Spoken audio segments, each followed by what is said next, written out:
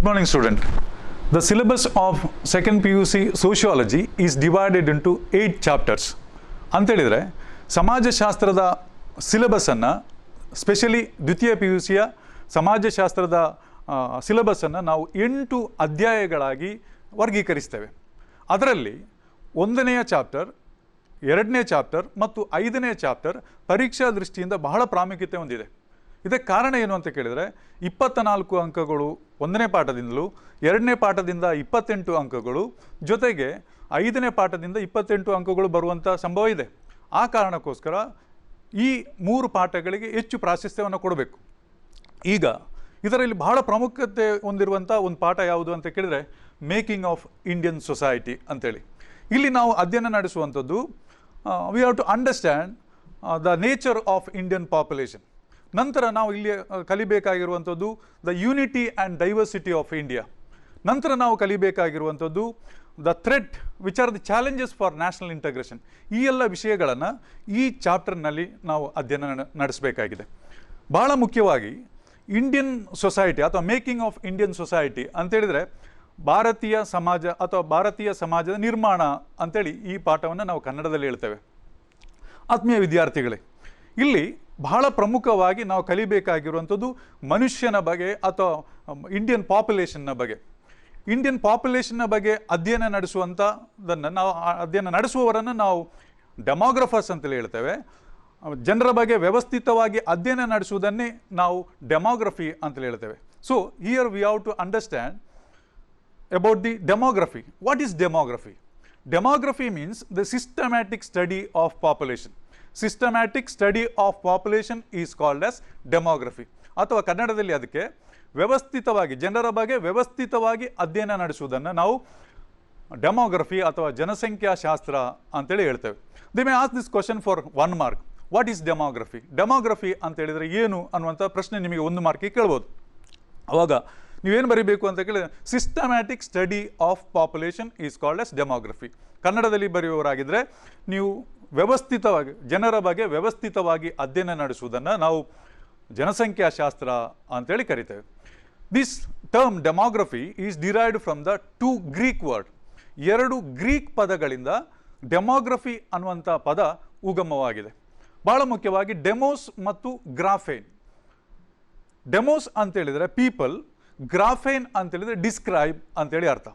Demos means people, graphein means describe. So demography means describing people ಅಂತೇಳಿ. ಕನ್ನಡದಲ್ಲಿ ಬರೆಯುವವರಿಗೆ demography ಅನ್ನುವಂಥ ಪದ 2 ಗ್ರೀಕ್ ಪದಗಳಿಂದ ಉಗಮವಾಗಿದೆ. ಡೆಮೋಸ್ ಅಂತೇಳಿದರೆ ಜನರು ಅಂತೇಳಿ, ಗ್ರಾಫೇನ್ ಅಂತೇಳಿದರೆ ವರ್ಣಿಸು ಅಂತೇಳಿ ಅರ್ಥ. ಸೊ ಡೆಮೋಗ್ರಫಿ ಅಂತೇಳಿದರೆ ಜನರನ್ನು ವರ್ಣಿಸು ಅಥವಾ ಜನರ ಚಿತ್ರಣ ಅಂತೇಳೆಲ್ಲ ಅರ್ಥ ಆಗ್ತದೆ. ಈಗ ಈ ಒಂದು ಪದವನ್ನು ಡೆಮೋಗ್ರಫಿ ಅನ್ನುವಂಥ ಪದವನ್ನು ಯಾರು ಪರಿಚಯಿಸಿದ್ದು? Who introduce the term demography? Demography ಅನ್ನುವಂಥ ಪದವನ್ನು ಪರಿಚಯಿಸಿದ್ದು ಆಶಿಲ್ ಗಿಲಿಯಾರ್ಡ್. ಆಶಿಲ್ ಗಿಲಿಯಾರ್ಡ್ ಅನ್ನುವಂಥ ಒಬ್ಬ ವ್ಯಕ್ತಿ 1855ರಲ್ಲಿ ಡೆಮೋಗ್ರಫಿ ಅನ್ನುವಂಥ ಒಂದು ಪದವನ್ನು ಪರಿಚಯಿಸಿದ್ದು. So who introduce the term demography ಅಂತೇಳಿ ಒಂದು ಪ್ರಶ್ನೆ ಬರ್ಬೋದು. The term demography was introduced by Achille Guillard in the year 1855. ಇಲ್ಲಿ ಇನ್ನು ಅಧ್ಯಯನ ನಡೆಸಬೇಕಾಗಿರುವಂಥ ಬಹಳ ಪ್ರಮುಖವಾಗಿರುವಂಥ ಒಂದು ಅಂಶ ಏನಪ್ಪ ಅಂತ ಕೇಳಿದರೆ there are 2 types of demography. ಡೆಮೋಗ್ರಫಿಯಲ್ಲಿ 2 ವಿಧ ಇದೆ. Which are the 2 types of demography? 1ನೇ demography, the first type of demography is formal demography. The second type of demography is social demography. ಏನು ಈ formal demography? Formal demography focuses its study on the quantitative aspects of population, whereas social demography focuses its study on the social, political, then the economic aspects of the population. So there are 2 types of demography. 2 ವಿಧವಾಗಿರುವಂಥ demography ಇದೆ. Demography ಜನಸಂಖ್ಯಾಶಾಸ್ತ್ರವನ್ನು ಒಟ್ಟು 2 ರೀತಿಯಾಗಿ ನಾವು ವರ್ಗೀಕರಿಸ್ತೇವೆ. ಒಂದು ಔಪಚಾರಿಕವಾಗಿರುವಂಥ ಜನಸಂಖ್ಯಾಶಾಸ್ತ್ರ, 2ನೇದು ಸಾಮಾಜಿಕವಾಗಿರುವಂಥ ಜನಸಂಖ್ಯಾಶಾಸ್ತ್ರ ಅಂತೇಳಿ. ಇದಕ್ಕೆರಡಕ್ಕಿರುವಂಥ ವ್ಯತ್ಯಾಸ ಏನಪ್ಪ ಅಂತ ಕೇಳಿದರೆ, ಔಪಚಾರಿಕವಾಗಿರುವಂಥ ಜನಸಂಖ್ಯಾಶಾಸ್ತ್ರ ಜನರ ಗುಣಾತ್ಮಕವಾಗಿರುವಂಥ ವಿಷಯದ ಬಗ್ಗೆ ವಿಶ್ಲೇಷಣೆ ನಡೆಸ್ತದೆ. ಆದರೆ ಸಾಮಾಜಿಕವಾಗಿರುವಂಥ ಜನಸಂಖ್ಯಾಶಾಸ್ತ್ರ ಜನರ ಸಾಮಾಜಿಕ ಆರ್ಥಿಕ ರಾಜಕೀಯ ವಿಷಯಗಳ ಬಗ್ಗೆ ಅದರ ಅಧ್ಯಯನ ಅಲ್ಲಿ ಕೇಂದ್ರೀಕೃತವಾಗಿದೆ. ಸೊ ಎರಡು ಟೈಪ್ ಆಫ್ ಡೆಮೋಗ್ರಫಿ ಇದೆ, ಎರಡು ವಿಧವಾಗಿರುವಂಥ ಡೆಮೋಗ್ರಫಿ ಇದೆ. ಒಂದು ಫಾರ್ಮಲ್, ಎರಡನೇದು ಸೋಷಿಯಲ್. ಕನ್ನಡದಲ್ಲಿ ಬರೆಯುವವರಿಗೆ ದ ಫಸ್ಟ್ ಒನ್ ಈಸ್ ಔಪಚಾರಿಕವಾಗಿರುವಂಥ ಸಮಾಜ ಡೆಮೋಗ್ರಫಿ, ಮತ್ತು ಎರಡನೇದು ಸಾಮಾಜಿಕವಾಗಿರುವಂಥ ಅಥವಾ ಸಾಮಾಜಿಕ ಜನಸಂಖ್ಯಾಶಾಸ್ತ್ರ. ಔಪಚಾರಿಕ ಜನಸಂಖ್ಯಾಶಾಸ್ತ್ರ ಮತ್ತು ಸಾಮಾಜಿಕ ಜನಸಂಖ್ಯಾಶಾಸ್ತ್ರ ಅಂತೇಳಿ ಜನಸಂಖ್ಯಾಶಾಸ್ತ್ರವನ್ನು ನಾವು ಒಟ್ಟು ಎರಡು ರೀತಿಯಾಗಿ ವರ್ಗೀಕರಿಸ್ತೇವೆ. ಇಲ್ಲಿ ಬಹಳ ಪ್ರಮುಖವಾಗಿ ಕಲಿಬೇಕಾಗಿರುವಂಥ ಒಂದು ಕಾನ್ಸೆಪ್ಟ್ ಇದೆ. They may ask this question for 10 marks. 10 ಮಾರ್ಕಿಗೆ ಕೇಳುವಂಥ ಒಂದು ಪ್ರಶ್ನೆಗೆ ನಾವು ಉತ್ತರವನ್ನು ಕಂಡುಹಿಡಿಯಬೇಕಾಗಿದೆ. ನಾನು ಈಗಾಗಲೇ ಒಂದು ಪ್ಯಾರಾವನ್ನು ಮಾತ್ರ ನಿಮಗೆ ವಿವರಿಸಿ ಹೇಳಿದೆ. ಅದರಲ್ಲಿ 3 ಪ್ರಶ್ನೆಗಳು ಬರ್ತದೆ. ಒಂದು, ವಾಟ್ ಈಸ್ ಡೆಮೋಗ್ರಫಿ, ಅಥವಾ ಕನ್ನಡದಲ್ಲಿ ಬರೆಯುವವರಿಗೆ ಜನಸಂಖ್ಯಾಶಾಸ್ತ್ರ ಅಂತ ಹೇಳಿದರೆ ಏನು. ಎರಡನೇದು ಅವರು ಕೇಳುವಂಥ ಪ್ರಶ್ನೆ ಏನು ಅಂತೇಳಿ, how the term demography is derived ಅಂತೇಳಿದರೆ ಡೆಮೋಗ್ರಫಿ ಅನ್ನುವಂಥ ಪದ ಹೇಗೆ ಉಗಮವಾಯಿತು ಅಂತೇಳಿ ಕೂಡ ಕೇಳ್ಬೋದು. ಮೂರನೇದು ಪ್ರಶ್ನೆ ಯಾವುದಪ್ಪ ಅಂತ ಕೇಳಿದರೆ, who introduce the term demography, demography ಅನ್ನುವಂಥ ಪದವನ್ನು ಪರಿಚಯಿಸಿದ್ದು ಯಾರು ಅನ್ನುವಂಥ ಪ್ರಶ್ನೆಯು ಕೂಡ ಕೇಳ್ಬೋದು. ಸೊ ಈ 3ಕ್ಕೆ ನಿಮಗೆ ಉತ್ತರ ಸಿಕ್ತು ಅಂತ ನಾನು ನಂಬ್ತೇನೆ. ಒಂದನೇದು, what is demography, the systematic study of population is called as demography. ಕನ್ನಡದಲ್ಲಿ ಬರೆಯುವವರಿಗೆ ವ್ಯವಸ್ಥಿತವಾಗಿ ಜನರ ಬಗ್ಗೆ ಅಧ್ಯಯನ ನಡೆಸುವುದನ್ನು ನಾವು ಜನಸಂಖ್ಯಾಶಾಸ್ತ್ರ ಅಂತೇಳಿ ಹೇಳ್ತೇವೆ. ಎರಡನೇದು, how the term demography is derived. The term demography is derived from the 2 Greek words demos and graphein. Demos means people, graphein means describe, so demography means describing people. ಕನ್ನಡದಲ್ಲಿ ಬರೆಯುವವರಿಗೆ 2 ಗ್ರೀಕ್ ಪದಗಳಿಂದ ಡೆಮೋಗ್ರಫಿ ಅನ್ನುವಂಥ ಪದ ಉಗಮವಾಗಿದೆ. ಒಂದನೇದು demos ಅಂತ ಹೇಳಿದರೆ ಜನರು, ಗ್ರಾಫೇನ್ ಅಂತ ಹೇಳಿದರೆ ಚಿತ್ರಣ ಅಥವಾ ವರ್ಣಿಸು. ಸೊ ಜನರ ಬಗ್ಗೆ ಇರುವಂಥ ಚಿತ್ರಣ ಅಥವಾ ಜನರನ್ನು ವರ್ಣಿಸುವುದನ್ನು ನಾವು ಡೆಮೋಗ್ರಫಿ ಅಂತೇಳಿ ಕರಿಬಹುದು ಅಂತೇಳಿ ನಾನು ಆಲ್ರೆಡಿ ಹೇಳಿದೆ ನಿಮಗೆ. ಈಗ ಇನ್ನೊಂದು ಪ್ರಶ್ನೆ ಕೇಳ್ಬೋದು, who introduce the term demography, demography ಅನ್ನುವಂಥ ಪದವನ್ನು ಯಾರು ಪರಿಚಯಿಸಿದ್ದು ಅಂತ ಕೇಳ್ಬೋದು, ಆಶಿಲ್ ಗಿಲಿಯಾರ್ಡ್ ಅವರು. ನಂತರ ಇನ್ನೊಂದು ಪ್ರಶ್ನೆ, which are the 2 types of demography, social demography and formal demography, ಅಥವಾ ಸಾಮಾಜಿಕ ಜನಸಂಖ್ಯಾಶಾಸ್ತ್ರ ಮತ್ತು ಔಪಚಾರಿಕವಾಗಿರುವಂಥ ಜನಸಂಖ್ಯಾಶಾಸ್ತ್ರ ಅಂತೇಳಿ ನಾವು 2 ವಿಧವಾಗಿರುವಂಥ ಜನಸಂಖ್ಯಾಶಾಸ್ತ್ರವನ್ನು ನಾವು ನೋಡಿದ್ವಿ. ಇನ್ನು ನಾನು ಹೇಳುವಂಥದ್ದು 10 ಮಾರ್ಕಿಗೆ ಆವಾಗ ಕೇಳ್ತಾ ಇರುವಂಥ ಒಂದು ಪ್ರಶ್ನೆ. ಸುಮಾರು ವರ್ಷಗಳಿಂದ ಎಲ್ಲ ಪರೀಕ್ಷೆಗೆ, ಅದು ಫಸ್ಟ್ ಟರ್ಮ್ ಇರ್ಬೋದು, ಮಿಡ್ ಟರ್ಮ್ ಇರ್ಬೋದು, ಪ್ರಿಪರೇಟರಿ ಇರ್ಬೋದು, ಆ್ಯನ್ಯುವಲ್ ಎಕ್ಸಾಮ್ ಇರ್ಬೋದು, ಎಲ್ಲ ಎಕ್ಸಾಮ್ಗಳಿಗೆ 10 ಮಾರ್ಕಿಗೆ, ಕೆಲವೊಮ್ಮೆ 5 ಮಾರ್ಕಿಗೆ ಕೂಡ ಕೇಳುವಂಥ ಒಂದು ಪ್ರಶ್ನೆ, explain the characteristics of demographic profile of India, ಭಾರತದ ಜನಸಂಖ್ಯೆಯ ಚಿತ್ರಣದ ಲಕ್ಷಣಗಳನ್ನು ವಿವರಿಸಿ ಅನ್ನುವಂಥ ಒಂದು ಭಾಳ ಪ್ರಮುಖವಾಗಿರುವಂಥ ಒಂದು ಪ್ರಶ್ನೆ. ಇದನ್ನು ನೀವು ಕಲಿಲೇಬೇಕು. ಸಮಾಜಶಾಸ್ತ್ರ ತಗೊಂಡು ಸೆಕೆಂಡ್ PUC ಯಾರೆಲ್ಲ ಅಧ್ಯಯನ ನಡೆಸ್ತೀರೋ ನಿಮಗೆಲ್ಲರಿಗೂ ಇದು ಒಂದು ಇಂಪಾರ್ಟೆಂಟ್ ಆಗಿರುವಂಥ ಒಂದು ಸಬ್ಜೆಕ್ಟ್ ಆಗಿದೆ. 10 ಮಾರ್ಕ್ ಗಳಿಸಲಿಕ್ಕೆ ಭಾಳ ಸುಲಭವಾಗಿ ಒಂದು 5 ಪಾಯಿಂಟ್ ಇರುವಂಥದ್ದು. ಆ 5 ಪಾಯಿಂಟನ್ನು ನೀವು ನೆನಪಿನಲ್ಲಿ ಇಟ್ಕೊಂಡ್ರೆ 10 ಮಾರ್ಕ್ ನಿಮಗೆ ಭಾಳ ಸುಲಭವಾಗಿ ಇಲ್ಲಿ ಬರೀಲಿಕ್ಕಾಗ್ತದೆ, ಗಳಿಸಲಿಕ್ಕಾಗ್ತದೆ. ಈಗ ಏನು ಈ ಲಕ್ಷಣಗಳು, ಒಂದೊಂದೇ ಲಕ್ಷಣಗಳನ್ನು ನಾವು ಕಲಿತಾ ಬರೋಣ. ಒಂದನೇ ಲಕ್ಷಣ ಏನಪ್ಪ ಅಂತ ಕೇಳಿದ್ರೆ, the size and growth of Indian population. ಕನ್ನಡದಲ್ಲಿ ಬರೆಯುವವರಿಗೆ ಭಾರತದ ಜನಸಂಖ್ಯೆ ಗಾತ್ರ ಮತ್ತು ಬೆಳವಣಿಗೆ, the size and growth of Indian population. ಅಥವಾ ಕನ್ನಡದಲ್ಲಿ ಬರೆಯುವವರಿಗೆ ಏನು ಹೇಳಿದೆ, ಭಾರತ ಜನಸಂಖ್ಯೆ ಗಾತ್ರ ಮತ್ತು ಬೆಳವಣಿಗೆ. 2 things you have to concentrate here. 2 ವಿಷಯಗಳನ್ನು ನೀವು ಇಲ್ಲಿ ಗಮನ ಕೊಡಬೇಕಾಗ್ತದೆ. ಒಂದು, the size of Indian population, ಎರಡನೇದು the growth rate of Indian population. ಏನು size? We are all know that India is the second most populous country in the world, next only to China. ನಮ್ಗೆ ಗೊತ್ತು, ಚೈನಾವನ್ನು ಹೊರತುಪಡಿಸಿದರೆ ನಾವೇ ಈ ಜನಸಂಖ್ಯೆಯಲ್ಲಿ 2ನೇ ಸ್ಥಾನದಲ್ಲಿದ್ದೇವೆ. ಇದು ನಮ್ಮ size. As far as the 2011 census or according to 2011 census, our Indian population is 121 crores. But today we are crossing 137 crore. ಸುಮಾರು 137 ಕೋಟಿ ಜನಸಂಖ್ಯೆಯನ್ನು ನಾವು ದಾಟ್ತಾ ಇದ್ದೇವೆ. That means every year we are adding 1 Australia. ನಾವು ಏನು ಮಾಡ್ತಾ ಇದ್ದೇವೆ ಅಂತ ಪ್ರತಿ ವರ್ಷ ಒಂದೊಂದು ಆಸ್ಟ್ರೇಲಿಯಾವನ್ನೇ ನಮ್ಮ ದೇಶದಲ್ಲಿ ಸೃಷ್ಟಿಸ್ತಾ ಇದ್ದೇವೆ. ಆದ ಕಾರಣ ನಮ್ಮ ದೇಶದ ಸೈಜ್ ಗೊತ್ತಾಯಿತು. The size of Indian population, ಒಂದನೇ ಕ್ಯಾರೆಕ್ಟರಿಸ್ಟಿಕ್ಸ್ನಲ್ಲಿ ನೀವು ಇದನ್ನು ಬರೀಲೇಬೇಕು. ಸೈಜ್ ಆಫ್ ದ ಅಂತ ಹೇಳಿದರೆ 2011 ಸೆನ್ಸಸ್ನಲ್ಲಿ ಎಷ್ಟು ಜನ ಇದ್ದರು? 121 ಕೋಟಿ ಜನಸಂಖ್ಯೆ ಇದ್ದರು. ಈಗ ಹೇಗಿದ್ದಾರೆ? ಈಗ 137 ಕೋಟಿ ಜನಸಂಖ್ಯೆಯನ್ನು ನಾವು ದಾಟ್ತಾ ಇದ್ದೇವೆ. ಇದು ಭಾರತದ size, the size of Indian population. ಇನ್ನೊಂದನ್ನು ಅದೇ ಪಾಯಿಂಟ್ನಲ್ಲಿ size and growth of Indian population ಅಂತ ಹೇಳಿದ್ದಾರೆ. ಆದ ಕಾರಣ ಬೆಳವಣಿಗೆ ಹೇಗಿದೆ, ಭಾರತದ ಬೆಳವಣಿಗೆ ಹೇಗಿದೆ ಅನ್ನುವಂಥದ್ದನ್ನು ನಾವು ನೋಡಬೇಕಾಗಿದೆ. till 1921 Indian population is increasing slowly. ಭಾರತದ ಜನಸಂಖ್ಯೆ 1921ರವರೆಗೆ ಬಹಳ ಇನ್ಕ್ರೀಸ್ ಆಗ್ತಾ ಇತ್ತು, ಆದರೆ ಅದೊಂದು ಕಡಿಮೆ ವೇಗದಲ್ಲಿ ಹೋಗ್ತಾ ಇತ್ತು. ಆದರೆ after 1921 the growth rate is very high. ಬಹಳ ಶೀಘ್ರಗತಿಯಲ್ಲಿ ನಮ್ಮ ಜನಸಂಖ್ಯೆ ಜಾಸ್ತಿ ಆಗ್ತಾ ಇರುವಂಥದ್ದನ್ನು ನಾವು ಗಮನಿಸ್ತಾ ಇದ್ದೇವೆ. ಆದ ಕಾರಣ ಈ 1921 ಜನಸಂಖ್ಯಾ ವಿಭಜಕ ವರ್ಷ ಅಂತೇಳಿ ಹೇಳ್ತೇವೆ. 1921 is called as the year of population divide.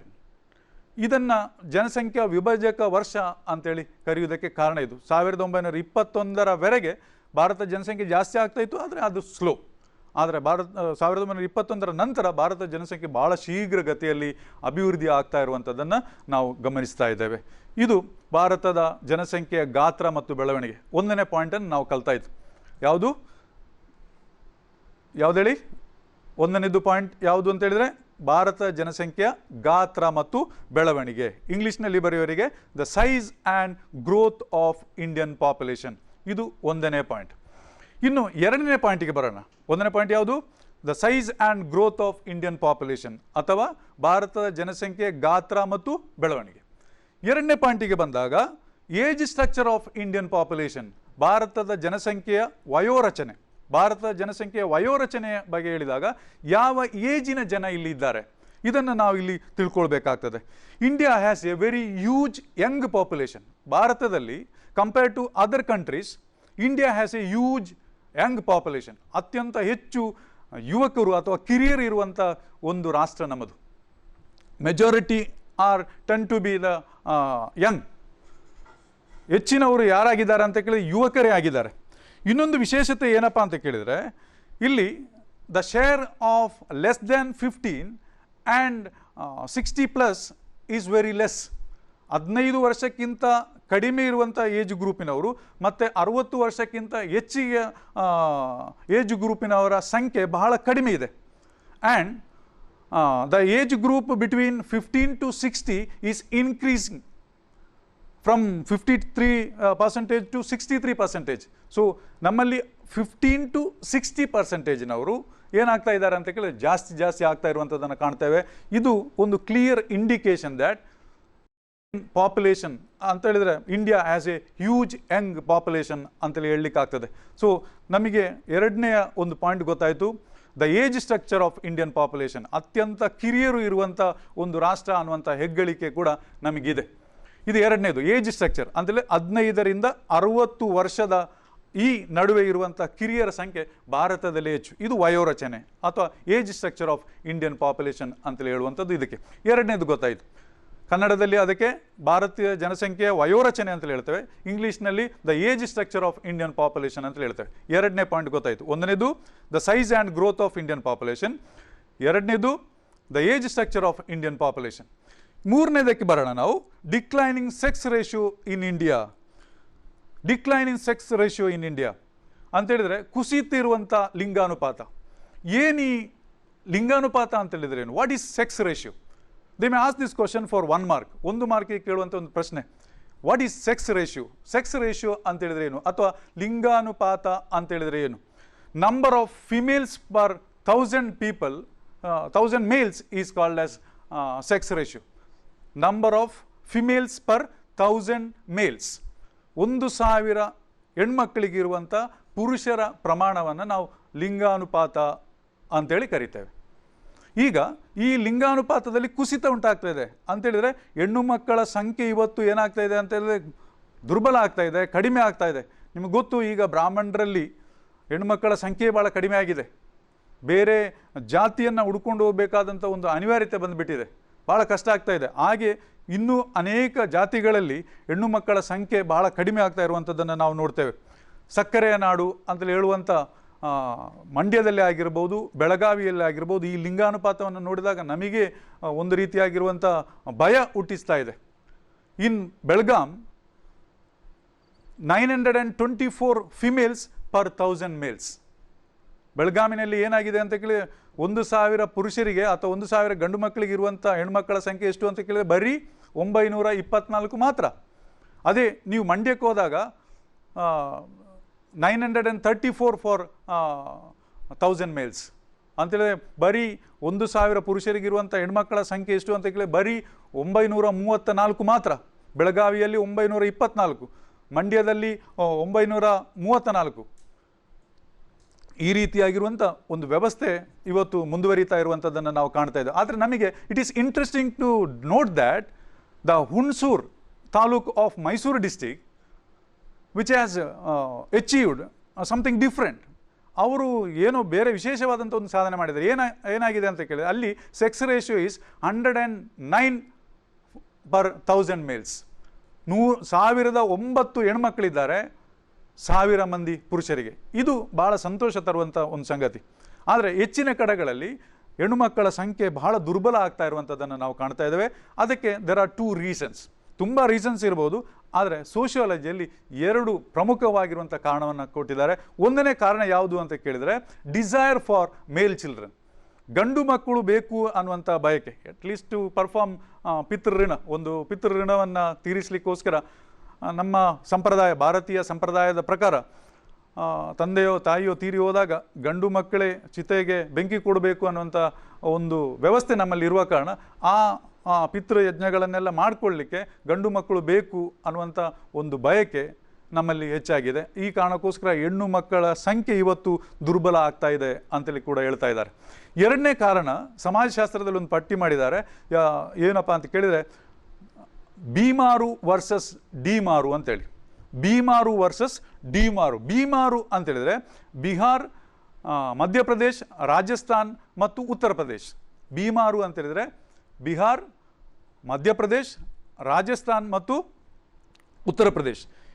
ಈ 4 ರಾಜ್ಯಗಳಲ್ಲಿ they constitute around 32% of the Indian population. ಸುಮಾರು ನಮ್ಮ ದೇಶದ ಒಟ್ಟು ಜನಸಂಖ್ಯೆ 32% ಜನಸಂಖ್ಯೆ ಈ 4 ರಾಜ್ಯಗಳಲ್ಲಿದ್ದಾರೆ. But 48% of the people are illiterate in the states. ಸುಮಾರು 48% ಜನ ಇಲ್ಲಿ ಏನಾಗಿದ್ದಾರೆ ಅಂತ ಕೇಳಿದ್ರೆ ಅನಕ್ಷರಸ್ಥರಾಗಿದ್ದಾರೆ. ಈ ಕಾರಣಕ್ಕೋಸ್ಕರ they are totally ನಿಗ್ಲೆಕ್ಟಿಂಗ್ the female children. ಅವರು ಹೆಣ್ಣು ಮಕ್ಕಳನ್ನು ಏನು ಮಾಡ್ತಾ ಇದ್ದಾರೆ ಅಂತ ಕೇಳಿ ಸಂಪೂರ್ಣವಾಗಿ ನಿಗ್ಲೆಕ್ಟ್ ಮಾಡ್ತಾ ಇರುವಂಥದ್ದನ್ನು ಕಾಣ್ತೇವೆ. ಈ ಕಾರಣಕ್ಕೋಸ್ಕರ ಹೆಣ್ಮಕ್ಕಳ ಸಂಖ್ಯೆ ಕಡಿಮೆ ಆಗ್ತಾ ಇರುವಂಥದ್ದನ್ನು ಕಾಣ್ತೇವೆ. ಇದು ಬೀಮಾರು ಅಂತೇಳಿ. ಬೀಮಾರು ಅಂತೇಳಿದ್ರೆ ಬಿಹಾರ್, ಮಧ್ಯಪ್ರದೇಶ್, ರಾಜಸ್ಥಾನ್ ಮತ್ತು ಉತ್ತರ ಪ್ರದೇಶ್. ಇಲ್ಲಿ ಜನಸಂಖ್ಯೆ, ಭಾರತದ ಒಟ್ಟು ಜನಸಂಖ್ಯೆ 32% ಈ 4 ರಾಜ್ಯಗಳಲ್ಲಿದ್ದಾರೆ. ಜೊತೆಗೆ 48% ಜನ ಇಲ್ಲಿರುವವರು ಅನಕ್ಷರಸ್ಥರಾಗಿದ್ದಾರೆ. ಆ ಕಾರಣಕ್ಕೋಸ್ಕರ ಅವರು ದೇ ಆರ್ ನಿಗ್ಲೆಕ್ಟಿಂಗ್ ದ ಎಜುಕೇಷನ್, ಅಥವಾ ಎಲ್ಲ ವಿಷಯವನ್ನು ಕೂಡ ಅವರು ನಿಗ್ಲೆಕ್ಟ್ ಮಾಡ್ತಾ, ಹೆಣ್ಮಕ್ಳದ್ದು ಎಲ್ಲ ವಿಷಯಗಳನ್ನು ನಿಗ್ಲೆಕ್ಟ್ ಮಾಡ್ತಾ ಇರುವಂಥದ್ದನ್ನು ಕಾಣ್ತಾ ಇದ್ದೇವೆ. ಹೆಣ್ಣುಮಕ್ಕಳ ಸಂಖ್ಯೆ ಕುಸಿತಾ ಇರುವಂಥದ್ದನ್ನು ನಾವು ಕಾಣ್ತಾ ಇದ್ದೇವೆ. ಇನ್ನೊಂದು ಡಿಮಾರು ಅಂತೇಳಿ. ಡಿಮಾರು, DEMARU, ಡಿಮಾರು ಅಂತೇಳಿ. Year D stands for daughter, E stands for eliminating, ಮಾರು ಸ್ಟ್ಯಾಂಡ್ಸ್ ಫಾರ್ ಕಿಲ್ಲಿಂಗ್. ಸೊ ಇಲ್ಲಿ ನಿಮಗೆ ಈ ವಿಷಯಗಳು ಅರ್ಥ ಆಗಿತ್ತು ಅಂತ ನಾನು ಭಾವಿಸ್ತೇನೆ. DE ಡಾಟರ್ ಎಲಿಮಿನೇಟಿಂಗ್ ಆರ್ ಡಿಮಾರು ಡಾಟರ್ ಕಿಲ್ಲಿಂಗ್ ಅಂತೇಳಿದ್ರೆ ಏನು? ಒಂದು ಮಗಳನ್ನು ಕೊಂದು ಹಾಕುವುದು ಅಥವಾ ಮಗಳನ್ನು ನಿವಾರಿಸುವಂಥದ್ದು. ಈ 2 ಕೆಲಸ ಎಲ್ಲಿ ಆಗ್ತಾ ಇದೆ ಅಂತ ಕೇಳಿದ States like Punjab, Haryana, Gujarat and Maharashtra. ಈ 4 ರಾಜ್ಯಗಳಲ್ಲಿ ಡಿಮಾರು ಆಗ್ತಾ ಇದೆ. ಇಲ್ಲಿ ಒಂದು ವಿಷಯ ತಿಳ್ಕೊಳ್ಳಿ, ಡಿಮಾರು ಅಂತೇಳಿ D stands for daughter, E stands for eliminating, ಮಾರು ಸ್ಟ್ಯಾಂಡ್ಸ್ ಫಾರ್ ಕಿಲ್ಲಿಂಗ್. ಸೊ ಈ ರೀತಿಯಾಗಿ ಆ ರಾಜ್ಯಗಳಲ್ಲಿ ಹೆಣ್ಣು ಮಕ್ಕಳನ್ನು ಸಂಪೂರ್ಣವಾಗಿ ಕಡೆಗಣಿಸ್ತಾ ಇರುವಂಥದ್ದು. ಹೆಣ್ಣು ಮಕ್ಕಳು ಅಲ್ಲಿ ಫಾರ್ಟಿಸೈಡ್ ಆಗಿರ್ಬೋದು, ಫಿಮೇಲ್ ಇನ್ಫ್ಯಾಂಟಿಸೈಡ್ ಆಗಿರ್ಬೋದು, ಇದು ಹೆಚ್ಚಾಗಿ ಕಂಡುಬರುವಂಥ ಏರಿಯಾಗಳು ಇಲ್ಲಿ. ಈಗ ಇನ್ನೊಂದು ವಿಷಯ ನಾವು ಪ್ರಮುಖವಾಗಿ ಅಧ್ಯಯನ ನಡೆಸಲೇಬೇಕು. ಪರೀಕ್ಷೆಗೆ ಕೆಲವೊಂದು ಸಂದರ್ಭದಲ್ಲಿ ಕೇಳ್ತಾರೆ. 2011 ಜನಗಣತಿಯ ಪ್ರಕಾರ, 2011 ಜನಗಣತಿಯ ಪ್ರಕಾರ ಭಾರತದಲ್ಲಿ ಲಿಂಗಾನುಪಾತ ಎಷ್ಟಿತ್ತು ಅಂತ ಕೇಳಿದ್ರೆ 944 ಪರ್ 1000 ಮೇಲ್ಸ್. 940 ಹೆಣ್ಮಕ್ಕಳು 1000 ಗಂಡು ಮಕ್ಕಳಿಗೆ ಇರುವಂಥದ್ದು. ಇದು ಭಾಳ ಪ್ರಮುಖವಾಗಿ ನಾವು ಗಮನದಲ್ಲಿ ಇಟ್ಕೊಳ್ಬೇಕಾಗಿರುವಂಥ ಇನ್ನೊಂದು ಅಂಶ ಅನ್ನುವಂಥದ್ದನ್ನು ನೀವು ಮರಿಬಾರದು. ಈಗ ಇನ್ನೊಂದು ಪಾಯಿಂಟಿಗೆ ಬರೋಣ ನಾವು. ಯಾವುದಪ್ಪ ಅಂತ ಕೇಳಿದ್ರೆ 4ನೇ ಒಂದು ಪಾಯಿಂಟ್. ಈಗ 3 ಪಾಯಿಂಟನ್ನು ಹೇಳಿದೆ. ಒಂದು, the size and growth of Indian population. 2ನೇದು, the age structure of Indian population. 3ನೇದು, decline in the sex ratio. ಕನ್ನಡದಲ್ಲಿ ಬರೆಯೋರಿಗೆ 1ನೇದು ಭಾರತ ಜನಸಂಖ್ಯೆಯ ಗಾತ್ರ ಮತ್ತು ಬೆಳವಣಿಗೆ, ಭಾರತ ಜನಸಂಖ್ಯೆಯ ವಯೋರಚನೆ, ಮೂರನೇದು ಕುಸಿತ ಆಗ್ತಾ ಇರುವಂಥ ಯಾವುದು ಇಳಿಮುಖ ಆಗ್ತಾ ಇರುವಂಥ ಲಿಂಗಾನುಪಾತ. ಈ 3 ಪಾಯಿಂಟನ್ನು ನೋಡಿದ್ವಿ. 4ನೇ ಪಾಯಿಂಟ್ ಏನಪ್ಪ ಅಂತ ಕೇಳಿದರೆ increasing literacy rate of Indian population. Increasing literacy rate, ನಮಗೆ we are all know that both male and female literacy rate is increasing. ಗಂಡು ಮಕ್ಕಳದು ಮತ್ತು ಹೆಣ್ಣು ಮಕ್ಕಳ ಸಾಕ್ಷರತೆಯ ಪ್ರಮಾಣ ಹೆಚ್ಚಿಗೆ ಆಗ್ತಾ ಇದೆ.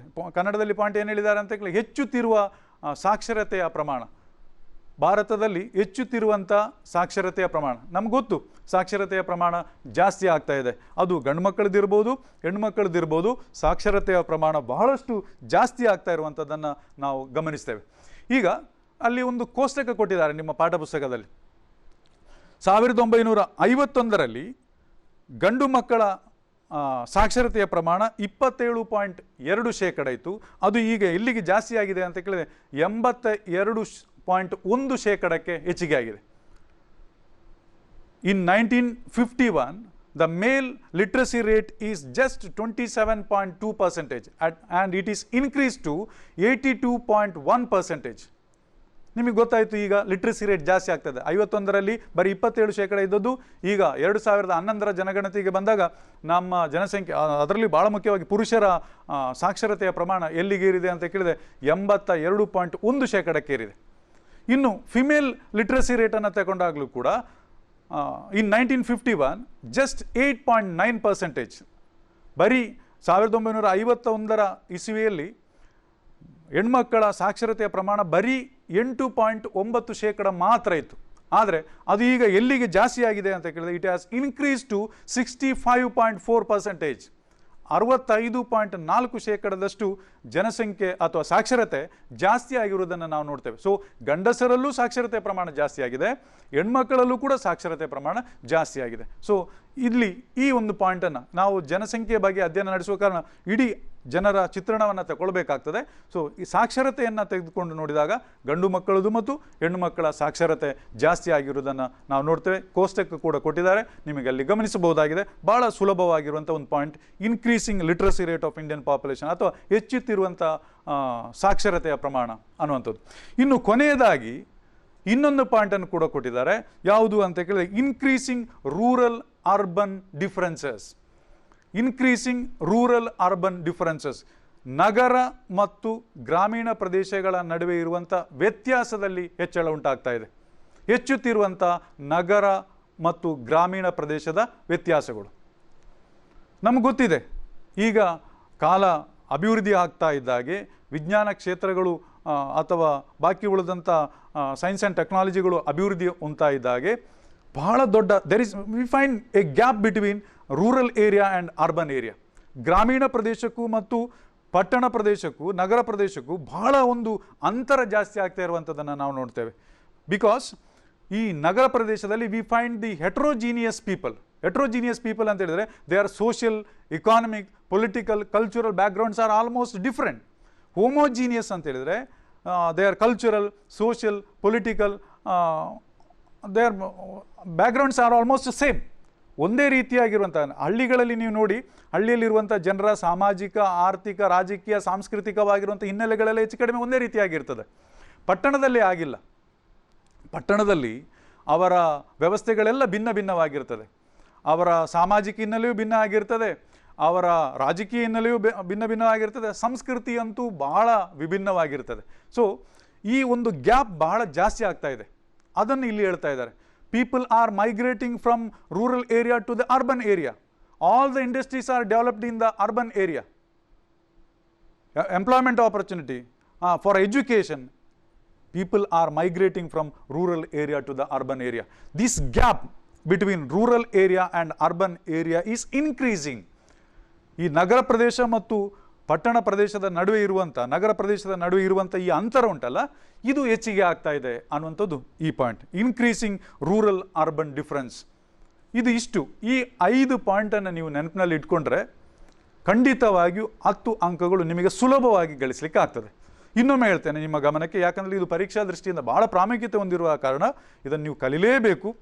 ಏನು ಹೇಳಿದೆ ಅಂತ ಕೇಳಿದೆ, 10 ಮಾರ್ಕಿಗೆ ಕೇಳುವಂಥ ಪ್ರಶ್ನೆ ಅಂತಲೇ ಹೇಳಿದೆ.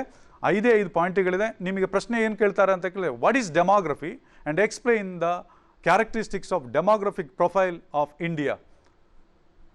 ಜನಸಂಖ್ಯಾಶಾಸ್ತ್ರ ಅಂತ ಹೇಳಿದರೆ ಏನು, ಜನಸಂಖ್ಯಾಶಾಸ್ತ್ರದ ಅಥವಾ ಭಾರತ ಜನಸಂಖ್ಯಾ ಚಿತ್ರಣದ ಲಕ್ಷಣಗಳನ್ನು ವಿವರಿಸಿ ಅಂತಲೇ ಹೇಳ್ತಾರೆ. 5 ಪಾಯಿಂಟ್ ವಿವರಿಸಲಿಕ್ಕೆ ಬೇಕಾದಷ್ಟು ಸಂಗತಿಗಳು ನಿಮಗೆ ಸಿಗ್ತದೆ. ಯಾಕಂದರೆ ನಾವು 1ನೇ ತರಗತಿಯಿಂದ ಈಗ ದ್ವಿತೀಯ PUC 12 ವರ್ಷಗಳ ಕಾಲ ಭಾರತದ ಜನಸಂಖ್ಯೆ ಬಗ್ಗೆ ಬಹಳಷ್ಟು ಓದಿದ್ದೇವೆ. ಅದಕ್ಕೋಸ್ಕರ ನಿಮಗೆ ಭಾರತ ಜನಸಂಖ್ಯೆ ಬಗ್ಗೆ ಬೇಕಾದಷ್ಟು ಮಾಹಿತಿಗಳಿದೆ. ಭಾರತ ಜನರ ಬಗ್ಗೆ ಮಾತ್ರ ಇರುವಂಥ ಒಂದು ಟಾಪಿಕ್ ಆದ ಕಾರಣ ನಿಮಗೆ ಇದನ್ನು ಈಸಿಯಾಗಿ ವಿವರಿಸಲಿಕ್ಕೆ ಆಗ್ತದೆ ಮಕ್ಕಳೇ. ಈಗ ಏನು ಹೇಳಿದೆ ಅಂತ ಕೇಳಿದೆ, 1ನೇದು the size and growth of Indian population, ಭಾರತ ಜನಸಂಖ್ಯೆಯ ಗಾತ್ರ ಮತ್ತು ಬೆಳವಣಿಗೆ. ಇದು 1ನೇ ಪಾಯಿಂಟ್. ಅಲ್ಲಿ ಗಾತ್ರ ಎಷ್ಟು, ಬೆಳವಣಿಗೆ ಏನಾಗ್ತಾ ಇದೆ ಅದನ್ನು ಬರಿಬೇಕಾಗ್ತದೆ. 2ನೇದು ಏಜ್ ಸ್ಟ್ರಕ್ಚರ್, ಯಂಗ್ಸ್ಟರ್ಸೇ ಇದ್ದಾರೆ, 15 ಮತ್ತು 60ರ ನಡುವೆ ಇರುವಂಥ ಜನರೇ ಜಾಸ್ತಿ ಇದ್ದಾರೆ. 15ಕ್ಕಿಂತ ಕಡಿಮೆ ಇರುವವರ ಸಂಖ್ಯೆ ಕಡಿಮೆ ಇದೆ, 60ಕ್ಕಿಂತ ಜಾಸ್ತಿ ಇರುವವರ ಸಂಖ್ಯೆಯೂ ಕಡಿಮೆ ಇದೆ. 15 ಮತ್ತು 60ರ ನಡುವೆ ಇರುವಂಥ ಸಂಖ್ಯೆಯೇ ಜಾಸ್ತಿ ಇದೆ. ಆದ ಕಾರಣ India as A huge young population ಅಂತೆಲ್ಲ ನಾವು ಓದಿದ್ವಿ. ಈಗ 3ನೇದು ಏನು ಹೇಳಿದೆ ಅಂತ ಕೇಳಿದರೆ, ಡಿಕ್ಲೈನಿಂಗ್ ಸೆಕ್ಸ್ ರೇಷಿಯೋ, ಲಿಂಗಾನುಪಾತ ಆಗ್ತಾ ಇದೆ, ಹೆಣ್ಣುಮಕ್ಕಳ ಸಂಖ್ಯೆ ಕಡಿಮೆ ಆಗ್ತಾ ಇದೆ. ಇದು ನಿಮಗೆ ಗೊತ್ತಾಯಿತು ಅಂತ ನಾನು ಭಾವಿಸ್ತೇನೆ. 4ನೇದು ನಾವು ಓದಿದಂಥ ಪಾಯಿಂಟ್ ಏನಪ್ಪ ಅಂತ ಕೇಳಿದರೆ, increasing the literacy rate of Indian population, ಭಾರತದಲ್ಲಿ ಸಾಕ್ಷರತೆಯ ಪ್ರಮಾಣ ಜಾಸ್ತಿ ಆಗ್ತಾ ಇದೆ. ಅದಕ್ಕೆ ನಾವು ಪುರುಷರ ಸಾಕ್ಷರತೆಯ ಪ್ರಮಾಣ ಎಷ್ಟು ಜಾಸ್ತಿ ಆಗಿದೆ ಅಥವಾ ಸ್ತ್ರೀಯರ ಸಾಕ್ಷರತೆಯ ಪ್ರಮಾಣ ಎಷ್ಟು ಜಾಸ್ತಿ ಆಗಿದೆ ಇದನ್ನೆಲ್ಲ ಒಂದು ಕೋಷ್ಟಕದ ಮುಖಾಂತರ ನೋಡಿದ್ದೀವಿ. ಇನ್ನು ಕೊನೆಯದಾಗಿ ಏನು ಹೇಳಿದ್ದಾರೆ ಅಂತ ಕೇಳಿದರೆ, ಇನ್ಕ್ರೀಸಿಂಗ್ ರೂರಲ್ ಅರ್ಬನ್ ಡಿಫರೆನ್ಸ್, ನಗರ ಮತ್ತು ಗ್ರಾಮೀಣ ಪ್ರದೇಶಗಳ ನಡುವೆ ಇರುವಂಥ ಅಂತರ ಜಾಸ್ತಿ ಆಗ್ತಾ ಇದೆ. ಇದನ್ನು ಕೂಡ ನಾನು ನೋಡಿದ್ವಿ. ಈ 5 ಪಾಯಿಂಟ್ಗಳಿದ್ದರೆ ನಿಮಗೆ ಬೇಕಾದಷ್ಟು ಬರೀಲಿಕ್ಕಾಗ್ತದೆ. 5 ಅಂಕಕ್ಕೆ ಮೊದಲಿಗೆ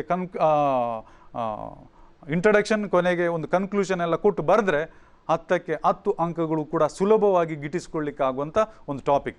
ಏನು ಹೇಳಿದೆ ಪ್ರಶ್ನೆ, ಏನು ಹೇಳಿದೆ, what is demography and explain the characteristics of demographic profile of India.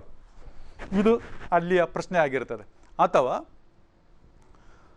ಕನ್ನಡದಲ್ಲಿ ಆಗಿದರೆ ಜನಸಂಖ್ಯಾಶಾಸ್ತ್ರ ಅಂತ ಹೇಳಿದ್ರೇನು, ಜನಸಂಖ್ಯಾಶಾಸ್ತ್ರದ ಚಿತ್ರಣದ ಲಕ್ಷಣಗಳನ್ನು ವಿವರಿಸಿ ಅನ್ನುವಂಥ ಅದು ಕನ್ನಡದಲ್ಲಿ ಕೇಳುವಂಥದ್ದು, 10 ಮಾರ್ಕಿಗೆ ಕೇಳುವಂಥದ್ದು. ಇದನ್ನು ಗಮನದಲ್ಲಿ ನೀವು ಓದಬೇಕಾಗ್ತದೆ. ಇನ್ನೊಂದು ಟಾಪಿಕ್ಕಿಗೆ ಬಂದಾಗ ನಾವು ಪ್ಲೂರಲಿಸ್ಟಿಕ್ ಸೊಸೈಟಿ ಅಥವಾ ಭಾರತವನ್ನು ನಾವು ಒಂದು ಬಹುರೂಪಿ ಸಮಾಜ ಅಂತೇಳಿ ಕರಿತೇವೆ. ಪ್ಲೂರಲಿಸ್ಟಿಕ್ ಸೊಸೈಟಿ, ಇದನ್ನೊಂದು ಬಹುರೂಪಿ ಸಮಾಜ ಅಂತೇಳಿ ಯಾಕೆ ಕರೀತಾರೆ ಅಂದರೆ ನಿಮಗೆ ಗೊತ್ತು, ಅಲ್ಲೇ ಪ್ರಶ್ನೆಯಲ್ಲೇ ಉತ್ತರ ಕೂಡ ಇದೆ. ಬಹುರೂಪ ಇರುವಂಥ ಒಂದು ಸಮಾಜ. ಏನು ಬಹುರೂಪ ಅಂತ ಹೇಳಿದ್ರೆ, ಭಾರತದಲ್ಲಿ ವಿವಿಧ ಜನಾಂಗಕ್ಕೆ ಸೇರಿದವರಿದ್ದಾರೆ, ಭಾರತದಲ್ಲಿ ವಿವಿಧ ಧರ್ಮಕ್ಕೆ ಸೇರಿದವರಿದ್ದಾರೆ, ಭಾರತದಲ್ಲಿ ವಿವಿಧ ಭಾಷೆ ಮಾತನಾಡುವವರಿದ್ದಾರೆ, ಭಾರತದಲ್ಲಿ ವಿವಿಧ ಧರ್ಮವನ್ನು ಪಾಲಿಸುವವರಿದ್ದಾರೆ. ಈ ಎಲ್ಲ ಕಾರಣಕ್ಕೋಸ್ಕರ ಭಾರತವನ್ನು ನಾವು ಒಂದು ಪ್ಲೂರಲಿಸ್ಟಿಕ್ ಸೊಸೈಟಿ ಅಂತೇಳಿ ಹೇಳ್ತೇವೆ. ಬೇರೆ ಬೇರೆ ಜನಾಂಗಕ್ಕೆ ಸೇರಿದವರಿದ್ದಾರೆ. India is often called as pluralistic society. Why? Because we find in India there are several people following different religion and different people speaking different languages, different people belong to different races. All these reason India is often called as the pluralistic society. ಇದನ್ನೊಂದು pluralistic society ಅಂತೇಳಿ ಹೇಳಲಿಕ್ಕೆ ಕಾರಣವೂ ಇದೆ. ಈಗ ಇಲ್ಲಿ ಒಂದು ವಿಶೇಷವಾಗಿರುವಂಥ ಇನ್ನೊಂದು ಪ್ರಶ್ನೆ ಇದೆ, ಅದು 5 ಮಾರ್ಕಿಗೆ ಕೇಳುವಂಥ ಪ್ರಶ್ನೆ. ಇದು ಕೂಡ ಆವಾಗ ಕೇಳ್ತಾರೆ. ಏನಪ್ಪ ಆ ಪ್ರಶ್ನೆ ಅಂತ ಕೇಳಿದ್ರೆ, explain the B.S. Guha's classification of human race. Explain the B.S. Guha's classification of human race ಅಂತ ಹೇಳಿದರೆ, B.S. ಗುಹಾ ಅವರು ವರ್ಗೀಕರಣ ಮಾಡಿದಂಥ ಭಾರತೀಯ ಜನಾಂಗವನ್ನು ತಿಳಿಸಿ. B.S. ಗುಹಾ ಅವರು ಭಾರತೀಯ ಜನಾಂಗವನ್ನು ಒಟ್ಟು 6 ರೀತಿಯಾಗಿ ವರ್ಗೀಕರಿಸಿದ್ದಾರೆ. B.S. ಗುಹಾ ಅವರು ಭಾರತದ ಜನಾಂಗವನ್ನು ಒಟ್ಟು 6 ರೀತಿಯಾಗಿ ವರ್ಗೀಕರಿಸಿದ್ದಾರೆ. ನಮಗೆ ದ್ರಾವಿಡರನ್ನ ಪರಿಚಯ ಇದೆ, ದ್ರಾವಿಡ ಜನಾಂಗ ಅಥವಾ ಆರ್ಯನ್ ಜನಾಂಗ ಇವುಗಳನ್ನೆಲ್ಲ ನಮಗೆ ಪರಿಚಯ ಇದೆ. ಆದರೆ B.S. ಗುಹಾ ಅವರು ನಮ್ಮ ದೇಶದಲ್ಲಿರುವವರು ಈ 6 ಜನಾಂಗಕ್ಕೆ ಸೇರಿದವರು ಅಂತೇಳಿ ಹೇಳ್ತಾ ಇದ್ದಾರೆ. ಆದ ಕಾರಣ ಭಾರತ ಜನಸಂಖ್ಯೆಯನ್ನು 6 ಜನಾಂಗಕ್ಕೆ ಸೇರಿದವರು ಅಂತೇಳಿ ಅವರು ವರ್ಗೀಕರಣ ಮಾಡಿದ್ದಾರೆ. ಇದೇ B.S. ಗುಹಾ ಅವರ ಭಾರತ ಜನಾಂಗದ ವರ್ಗೀಕರಣ. ಏನು ಹೇಳಿದ್ದಾರೆ, ಯಾವುದೆಲ್ಲ ವರ್ಗೀಕರಣ ಅಂತೇಳಿ ಹೇಳಿದರೆ, 1ನೇದು ನೀಗ್ರಿಟೋಸ್, 2ನೇದು ಪ್ರೋಟೋ ಆಸ್ಟ್ರೋಲೈಟ್ಸ್, 3ನೇದು ಮಂಗೋಲಿಟ್ಸ್, 4ನೇದು ಮೆಡಿಟರೇನಿಸ್, 5ನೇದು ವೆಸ್ಟರ್ನ್ ಬ್ರಾಕಿಸೆಫಲ್ಸ್, 6ನೇದು ನಾರ್ಡಿಕ್ಸ್. ನಿಮಗೆ ಅರ್ಥ ಆಯಿತು ಅಂತ ನಾನು ಭಾವಿಸ್ತೇನೆ. ಈ ಪದಗಳು ನಿಮಗೆ ಅಷ್ಟು ಈಸಿಯಲ್ಲಿ ಅರ್ಥ ಆಗಬೇಕಾಗಿಲ್ಲ, ಆದರೆ ಅರ್ಥ ಮಾಡಿಕೊಳ್ಳಿಕ್ಕೆ ಪ್ರಯತ್ನ ಮಾಡಿ. ಭಾಳ ಸುಲಭ ಇದೆ. ಒಂದನೇದು ನೀಗ್ರಿಟೋಸ್, ಎರಡನೇದು ಪ್ರೋಟೋ ಆಸ್ಟ್ರಲೈಟ್ಸ್, ಮೂರನೇದು ಮಂಗೋಲಿಟ್ಸ್, ನಾಲ್ಕನೇದು ಮೆಡಿಟರೇನಿಯಸ್, ಐದನೇದು western brachycephals, and the last one is the Nordics. ಈ 6 ವಿಧವಾಗಿರುವಂಥ ಜನಾಂಗಗಳನ್ನು ವರ್ಗೀಕರಣ ಮಾಡಿದ್ದು ಈ BS ಗುಹಾ ಅವರು. ಈ ವರ್ಗೀಕರಣವನ್ನು 5 ಮಾರ್ಕಿಗೆ ಕೇಳ್ತಾರೆ. ಅದಕ್ಕೆ ಸ್ವಲ್ಪ ವಿವರಣೆಯನ್ನು ಕೂಡ ನೀವು ಅಲ್ಲಿ ನೀಡಬೇಕಾಗ್ತದೆ. ಬಹಳ ಸುಲಭವಾಗಿರುವಂಥ ಒಂದು ಅಂಕಗಳನ್ನು ಗಳಿಸಲಿಕ್ಕೆ ಸುಲಭವಾಗಿರುವಂಥ ಒಂದು ಪ್ರಶ್ನೆ ಇದಾಗಿರ್ತದೆ. Explain BS Guha's classification of human race. BS Guha ಅವರು ವರ್ಗೀಕರಣ ಮಾಡಿದಂಥ ಭಾರತೀಯ ಜನಾಂಗಗಳನ್ನು ವಿವರಿಸಿ ಅಂತೇಳಿ. ಈಗ ನಾನು ಇದನ್ನು ಹೇಳಿದ್ದೇನೆ, ಇನ್ನೊಮ್ಮೆ ಹೇಳ್ತೇನೆ, ಇದು ಸ್ವಲ್ಪ ನಿಮಗೆ ಅರ್ಥ ಆಗಲಿ, ಈ ಪದಗಳು ನಿಮಗೆ ಉಚ್ಚಾರಕ್ಕೆ ಸಿಗಲಿ ಅನ್ನುವಂಥ ಕಾರಣಕ್ಕೋಸ್ಕರ. ಒಂದು ನೀಗ್ರಿಟೋಸ್, ಎರಡನೇದು ಪ್ರೋಟೋ ಆಸ್ಟ್ರಲೈಟ್ಸ್, ಮೂರನೇದು ಮಂಗೋಲೈಟ್ಸ್, ನಾಲ್ಕನೇದು ಮೆಡಿಟರೇನಿಯಸ್, ಐದನೇದು ವೆಸ್ಟರ್ನ್ ಬ್ರಾಕಿಸೆಫಲ್, ಆರನೇದು ನಾರ್ಡಿಕ್ಸ್. ಈಗ according to BS Guha, the first 3 are the original inhabitants of India. ಈ ಮೊದಲ ಮೂರನೇದು ಯಾವುದೆಲ್ಲ? ನೀಗ್ರಿಟೋಸ್, ಪ್ರೋಟೋ ಆಸ್ಟ್ರಲೈಟ್ಸ್ ಮತ್ತು ಮಂಗೋಲಿಟ್ಸ್. ಇವರು ನಿಜವಾಗಿ ಭಾರತದ ಮೂಲ ನಿವಾಸಿಗಳು ಅಂತೇಳಿ ಹೇಳ್ತಾ ಇದ್ದಾರೆ. ಆದರೆ ದ ನೆಕ್ಸ್ಟ್ 3 ಅಂತೇಳಿದರೆ ಯಾವುದು? ಮೆಡಿಟರೇನಿಯಸ್, ವೆಸ್ಟರ್ನ್ ಬ್ರಾಕಿಸೆಫಲ್ಸ್ ಮತ್ತು ನಾರ್ಡಿಕ್ಸ್. ಇವರು they came from outside India. ಇವರು ಭಾರತದ ಹೊರಗಡೆಯಿಂದ ಬಂದವರು ಅಂತೇಳಿ ಹೇಳ್ತಾರೆ. ಮೊದಲ 3 ಜನಾಂಗದವರು ಭಾರತದೇ ಮೂಲ ನಿವಾಸಿಗಳು. ಮತ್ತೆ 3 ಜನಾಂಗದವರು, first 3 they are the original inhabitants of India. The next 3 they came from outside India. ಈ ರೀತಿಯಾಗಿ ವರ್ಗೀಕರಣ ಮಾಡಿದ್ದಾರೆ. ಮೊದಲ 3 ಜನಾಂಗದವರು ಅವರು ಇಲ್ಲೇ ಭಾರತದ್ದೇ ಮೂಲ ನಿವಾಸಿಗಳು, ಇಲ್ಲೇ ಇದ್ದವರು. ಮತ್ತೆ ಕೊನೆಯ 3 ವಿಭಾಗದವರು ಅವರು ಭಾರತದ ಹೊರಗಡೆಯಿಂದ ಭಾರತಕ್ಕೆ ಬಂದವರು ಅಂತೇಳಿ ಹೇಳ್ತಾ ಇದ್ದಾರೆ. ಇದಿಷ್ಟು ಬಹಳ ಪ್ರಮುಖವಾಗಿ ನೀವು ಅಧ್ಯಯನ ನಡೆಸಬೇಕಾಗಿರುವಂಥ 5 ಮಾರ್ಕಿಗೆ ಕೇಳುವಂಥ ಒಂದು ಪ್ರಶ್ನೆ ಅಂತೇಳಿ ನಾನು ಹೇಳಿದೆ. ಈಗ ಇನ್ನು ನಾವು ಅಧ್ಯಯನ ನಡೆಸಬೇಕಾಗಿರುವಂಥದ್ದು ಯಾವುದರ ಬಗ್ಗೆ ಅಂತ ಕೇಳಿದರೆ ಆರ್ಯನೈಸೇಷನ್ ಅನ್ನುವಂಥ ಒಂದು ಟಾಪಿಕ್ನ ಬಗ್ಗೆ. ಆರ್ಯನೀಕರಣ ಅಂತೇಳಿ ಕನ್ನಡದಲ್ಲಿ ಹೇಳ್ತೇವೆ. ಆರ್ಯನೈಸೇಷನ್ ಅಥವಾ ಆರ್ಯನೀಕರಣ ಅಂತೇಳಿ ಬಹಳ ಸುಲಭ ಇದು. ಇಂಡೋ ಆರ್ಯನರು ಇಲ್ಲಿದ್ದಂಥ ಮೂಲ ನಿವಾಸಿಗಳ ಮೇಲೆ ಒಂದು ರೀತಿಯಾಗಿರುವಂಥ ಪ್ರಭಾವ ಬೀರಿದ್ದನ್ನು, ಆ ಪ್ರಕ್ರಿಯೆಯನ್ನೇ ಆರ್ಯನೀಕರಣ ಅಂತ ಹೇಳುವಂಥದ್ದು. Indo Aryans compelling their culture on the original inhabitants of India. This process is called as Aryanisation. ಇದರ ನಡುವೆ ತುಂಬ ದಬ್ಬಾಳಿಕೆಯೆಲ್ಲ ಆಯಿತು. ಇಂಡೋ ಆರ್ಯನರು ಇಲ್ಲಿದ್ದಂಥ ಮೂಲ ನಿವಾಸಿಗಳನ್ನು ಭಾಳ ದಬ್ಬಾಳಿಕೆ ಮಾಡಲಿಕ್ಕೆ, ಅವರ ಸಂಸ್ಕೃತಿಯನ್ನು ಫೋರ್ಸ್ ಮಾಡಲಿಕ್ಕೆ, ಅವರ ವ್ಯವಸ್ಥೆಗಳನ್ನೆಲ್ಲ ನಾವು ಇಲ್ಲಿರುವವರು ಅನುಕರಣೆ ಮಾಡುವಾಗೆ ಇದೆಲ್ಲ ನಡೆದಿದೆ. ಈ ಎಲ್ಲ ಪ್ರಕ್ರಿಯೆಯನ್ನು ಒಟ್ಟಾಗಿ ನಾವು ಆರ್ಯನೀಕರಣ ಅಂತೇಳಿ ಕರಿತೇವೆ. ಈ ಆರ್ಯನೀಕರಣಕ್ಕೆ ಕೆಲವು ಅಡಚಣೆಗಳಾಗಿದೆ, ತೊಂದರೆಗಳಾಗಿದೆ. Difficulties of Aryanisation process. ಯಾವುದೆಲ್ಲ ಅಡಚಣೆಗಳಾಗಿದೆ ಆರ್ಯನೀಕರಣ ಆಗುವಂಥ ಸಂದರ್ಭದಲ್ಲಿ? ಏನೆಲ್ಲ ಅಡಚಣೆಗಳಾಗಿದೆ, ಏನೆಲ್ಲ ತೊಂದರೆಗಳಾಗಿದೆ? ಒಂದನೇ ತೊಂದರೆ, ಆರ್ಯನೀಕರಣ ಇಲ್ಲಿ ಆಗಲಿಕ್ಕೆ ಬಹಳ ತೊಂದರೆ ಆಯಿತು.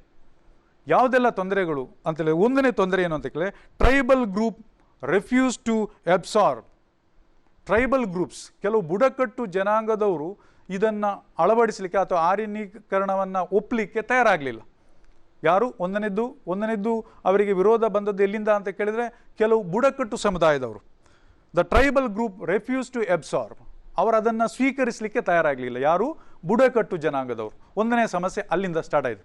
ಎರಡನೇ ಸಮಸ್ಯೆ ಏನಪ್ಪ ಅಂತ ಕೇಳಿದರೆ, special problem posed by the strong ethnic group.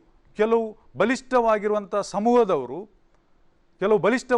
ಸಮೂಹದವರು ಈ ಒಂದು ಪ್ರಕ್ರಿಯೆಯನ್ನು ಏನು ಮಾಡಿದರು ಅಂತೇಳಿ ವಿರೋಧಿಸಿದರು. ಬಲಿಷ್ಠವಾಗಿರುವಂಥ ಜನಾಂಗದವರು ವಿರೋಧಿಸುವಾಗ ಯಾವುದೇ ವ್ಯವಸ್ಥೆಗಳು ಭಾರತದಲ್ಲಿ ನಡೀಲಿಕ್ಕೆ ಸಾಧ್ಯ ಇಲ್ಲ.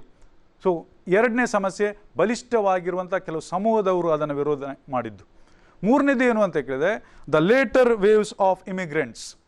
ನಂತರ ಬಂದಂಥ ವಲಸಿಗರು ಕೂಡ ಈ ಆರ್ಯನೀಕರಣ ಪ್ರಕ್ರಿಯೆಯನ್ನು ಒಪ್ಪಲಿಕ್ಕೆ ತಯಾರಾಗಲಿಲ್ಲ. ಈ 3 ಕಾರಣಗಳಿಂದಾಗಿ ಆರ್ಯನೀಕರಣ ಪ್ರಕ್ರಿಯೆ ಬಹಳ ತೊಂದರೆಗೆ ಸಿಲುಕಿತು.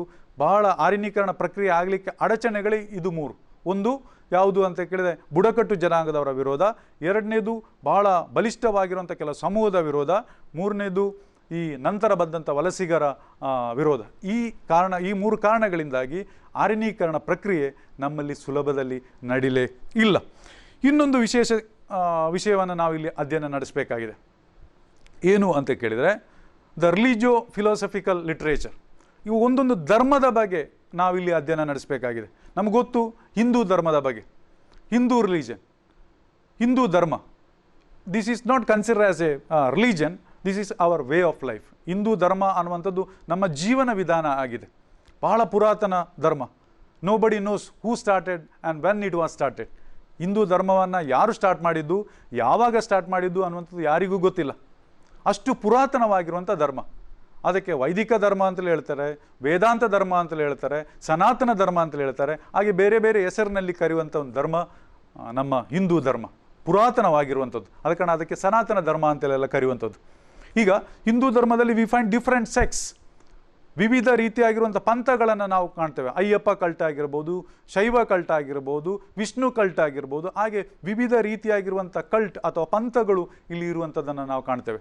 ಆ್ಯಂಡ್ ನಾವು ಕೆಲವು Bhagavad Gita is consider as a holy book. ಭಗವದ್ಗೀತೆಯನ್ನು ನಾವು ಒಂದು ಪವಿತ್ರವಾಗಿರುವಂಥ ಗ್ರಂಥ ಅಂತಲೇ ತಿಳ್ಕೊಳ್ತೇವೆ, ನಂಬ್ತೇವೆ. ಅದರ ಜೊತೆಗೆ Mahabharata and Ramayana is also consider as holy. ಅದನ್ನು ಕೂಡ ನಾವು ಒಂದು ಪವಿತ್ರವಾಗಿರುವಂಥ ಒಂದು ಗ್ರಂಥಗಳಾಗಿ ನಾವು ಅದನ್ನು ನೋಡ್ತಾ ಇದ್ದೇವೆ. ಈಗ ಇದಿಷ್ಟು ಹಿಂದೂ ಧರ್ಮದ ಬಗ್ಗೆ ಆಗಿದ್ದರೆ, ಕ್ರೈಸ್ತ ಧರ್ಮ 50ನೇ ಶತಮಾನದ 50th AD 50 ADಯಲ್ಲಿ ಭಾರತಕ್ಕೆ ಬಂದಂಥ ಒಂದು ಧರ್ಮ ಯಾವುದು ಅಂತ ಕ್ರೈಸ್ತ ಧರ್ಮ. ಈ ಕ್ರೈಸ್ತ ಧರ್ಮವನ್ನು ಇಲ್ಲಿ ಪರಿಚಯಿಸಿದ್ದು saint Bartholomew and saint Thomas. ಇಲ್ಲಿ ನಿಮಗೆ ಕೇಳುವಂಥ ಪ್ರಶ್ನೆ ಅದೇ ಆಗಿರ್ತದೆ, ಹೂ ಇಂಟ್ರಡ್ಯೂಸ್ ಕ್ರಿಶ್ಚಿಯಾನಿಟಿ ಟು ಇಂಡಿಯಾ. ಭಾರತಕ್ಕೆ ಕ್ರೈಸ್ತ ಧರ್ಮವನ್ನು ಪರಿಚಯಿಸಿದ್ದು ಯಾರು ಅಂತೇಳಿ. ಭಾರತಕ್ಕೆ ಕ್ರೈಸ್ತ ಧರ್ಮವನ್ನು ಪರಿಚಯಿಸಿದ್ದು, ಭಾರತದಲ್ಲಿ ಕ್ರೈಸ್ತ ಧರ್ಮವನ್ನು ಪರಿಚಯಿಸಿದ್ದು saint Bartholomew and saint Thomas. Saint Bartholomew ಅನ್ನುವಂಥ ಹೆಸರು ಮರೆತೋದ್ರೂ ಕೂಡ ಸೈಂಟ್ ಥಾಮಸ್ ಅನ್ನುವಂಥ ಹೆಸರನ್ನು ನೀವು ಮರಿಲೇಬಾರದು. ಯಾಕಂದರೆ ಭಾರತದಾದ್ಯಂತ ಓಡಿ ನಡೆದು ಕ್ರೈಸ್ತ ಧರ್ಮವನ್ನು ಹೆಚ್ಚು ಪ್ರಸಿದ್ಧಿಪಡಿಸಿದ್ದು, ಅದನ್ನು ಪರಿಚಯಿಸಿದ್ದು ಸೈಂಟ್ ಥಾಮಸ್ ಅವರು. ಸೊ ಇಬ್ಬರ ಹೆಸರನ್ನು ಕೂಡ ನಾವು ತಿಳ್ಕೊಳ್ಳೋಣ, saint Bartholomew and saint Thomas. ಇವರಿಬ್ಬರು ಯಾವುದನ್ನು ಪರಿಚಯಿಸಿದ್ದು? They introduce Christianity to India. ಭಾರತದಲ್ಲಿ ಕ್ರೈಸ್ತ ಧರ್ಮವನ್ನು ಪರಿಚಯಿಸಿದ್ದು ಈ ಇಬ್ಬರು ಸಂತರು. ಇನ್ನು ನಾವು ಕ್ರೈಸ್ತ ಧರ್ಮದಲ್ಲಿ 2 ಪಂಗಡಗಳನ್ನು ಕಾಣ್ತೇವೆ, ಪ್ರೊಟೆಸ್ಟೆಂಟ್ಸ್ ಆ್ಯಂಡ್ ರೋಮನ್ ಕ್ಯಾಥಲಿಕ್ ಅಂತೇಳಿ. ಪ್ರೊಟೆಸ್ಟೆಂಟ್ಗಳು ಮತ್ತು ರೋಮನ್ ಕ್ಯಾಥಲಿಕ್ ಅನ್ನುವಂಥ 2 ಪಂಥಗಳನ್ನು ಕೂಡ ನಾವು ಕ್ರೈಸ್ತ ಧರ್ಮದಲ್ಲಿ ಕಾಣ್ಬೋದಾಗಿದೆ. ವಿದ್ಯಾರ್ಥಿಗಳೇ, ಇನ್ನು ಉಳಿದಂಥ ಒಂದು ಧರ್ಮ ಯಾವುದು ಅಂತೇಳಿ ಭಾಳ ಪ್ರಸಿದ್ಧಿಯನ್ನು ಪಡೆದಿರುವಂಥ ಧರ್ಮ ಇಸ್ಲಾಂ ಧರ್ಮ. ಇಸ್ಲಾಂ ಧರ್ಮ ಮಧ್ಯ ಭಾರತದಲ್ಲಿ ಬಹಳ ಪ್ರಸಿದ್ಧಿಯನ್ನು ಪಡೆದಂಥದ್ದು, ನಮ್ಮ ಭಾರತದಲ್ಲಿ ಭಾಳ ಪ್ರಸಿದ್ಧಿಯನ್ನು ಪಡೆದಂಥ ಒಂದು ಧರ್ಮ. ಇಸ್ಲಾಂ ಧರ್ಮ Islam came to India by the peaceful method, often with the encouragement Hindu rulers. ಬಹಳ ಶಾಂತಿಯುತವಾಗಿ ಭಾರತಕ್ಕೆ ಕಾಲಿಟ್ಟದ್ದು. ಅದಕ್ಕೆ ಕಾರಣವೂ ಕೂಡ ಇದೆ. ಹಿಂದೂ ದೊರೆಗಳು ಬಹಳ ಪ್ರೋತ್ಸಾಹವನ್ನು ಕೊಟ್ಟು ಮಧ್ಯ ಭಾರತದಲ್ಲಿ ನಮ್ಮಲ್ಲಿ ಈ ಇಸ್ಲಾಂ ಧರ್ಮವನ್ನು ಬಹಳ ಪ್ರಸಿದ್ಧಿ ಮಾಡಿದರು. ಈಗ ಈ ಇಸ್ಲಾಂ ಧರ್ಮದಲ್ಲಿಯೂ ಕೂಡ 2 ಪಂಥಗಳಿದೆ. ನಮಗೆಲ್ಲರಿಗೂ ಗೊತ್ತಿದೆ, Sunni and Shia. Shia and Sunni are the 2 sects of Islam. ಇಸ್ಲಾಂ ಧರ್ಮದ 2 ಪಂಥಗಳು ಯಾವುದು ಅಂತ ಕೇಳಿ ಸುನ್ನಿ ಮತ್ತು ಶಿಯಾ ಅನ್ನುವಂಥದ್ದು. ಇದು ನಿಮಗೆ ಗೊತ್ತಿರುವಂಥ ವಿಷಯ ಅಂತೇಳಿ ನಾನು ತಿಳ್ಕೊಳ್ತೇನೆ. ಈಗ ಇಲ್ಲಿ ನಾವು ವಿಶೇಷವಾಗಿ ಇನ್ನೊಂದು ವಿಷಯಕ್ಕೆ ಬರಬೇಕು. ಯಾವುದು ಅಂತ ಕೇಳಿ, ಇದು 5 ಮಾರ್ಕಿಗೆ ಕೇಳುವಂಥ ಇನ್ನೊಂದು ಪ್ರಶ್ನೆ, ಯೂನಿಟಿ ಆ್ಯಂಡ್ ಡೈವರ್ಸಿಟಿ. ಯೂನಿಟಿ ಮತ್ತು ಡೈವರ್ಸಿಟಿ ಅಥವಾ ಏಕತೆ ಮತ್ತು ವಿವಿಧತೆ ಅನ್ನುವಂಥ ಒಂದು ವಿಷಯಕ್ಕೆ ಬರೋಣ. ಇಲ್ಲಿ ಏಕತೆಯ ಬಗ್ಗೆ ನಾವು ಕಲಿಬೇಕು, ವಿವಿಧತೆಯ ಬಗ್ಗೆಯೂ ಕೂಡ ನಾವು ಕಲಿಬೇಕು. Explain the different phases of unity ಅಂತೇಳಿ ಕೇಳ್ಬೋದು, ಅಥವಾ explain the different phases of Indian diversity ಅಂತೇಳಿ ಕೇಳ್ಬೋದು.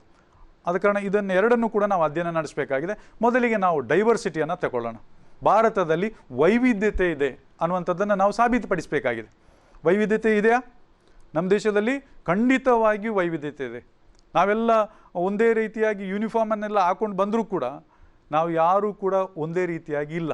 ಬೇರೆ ಬೇರೆ ಧರ್ಮಕ್ಕೆ ಸೇರಿದವರು, ಬೇರೆ ಬೇರೆ ಭಾಷೆ ಮಾತನಾಡುವವರು, ಕೆಲವರು ಉದ್ದಕ್ಕೆ ಬೆಳೀತಾರೆ, ಇನ್ನು ಕೆಲವರು ಅಡ್ಡಕ್ಕೆ ಬೆಳೀತಾರೆ.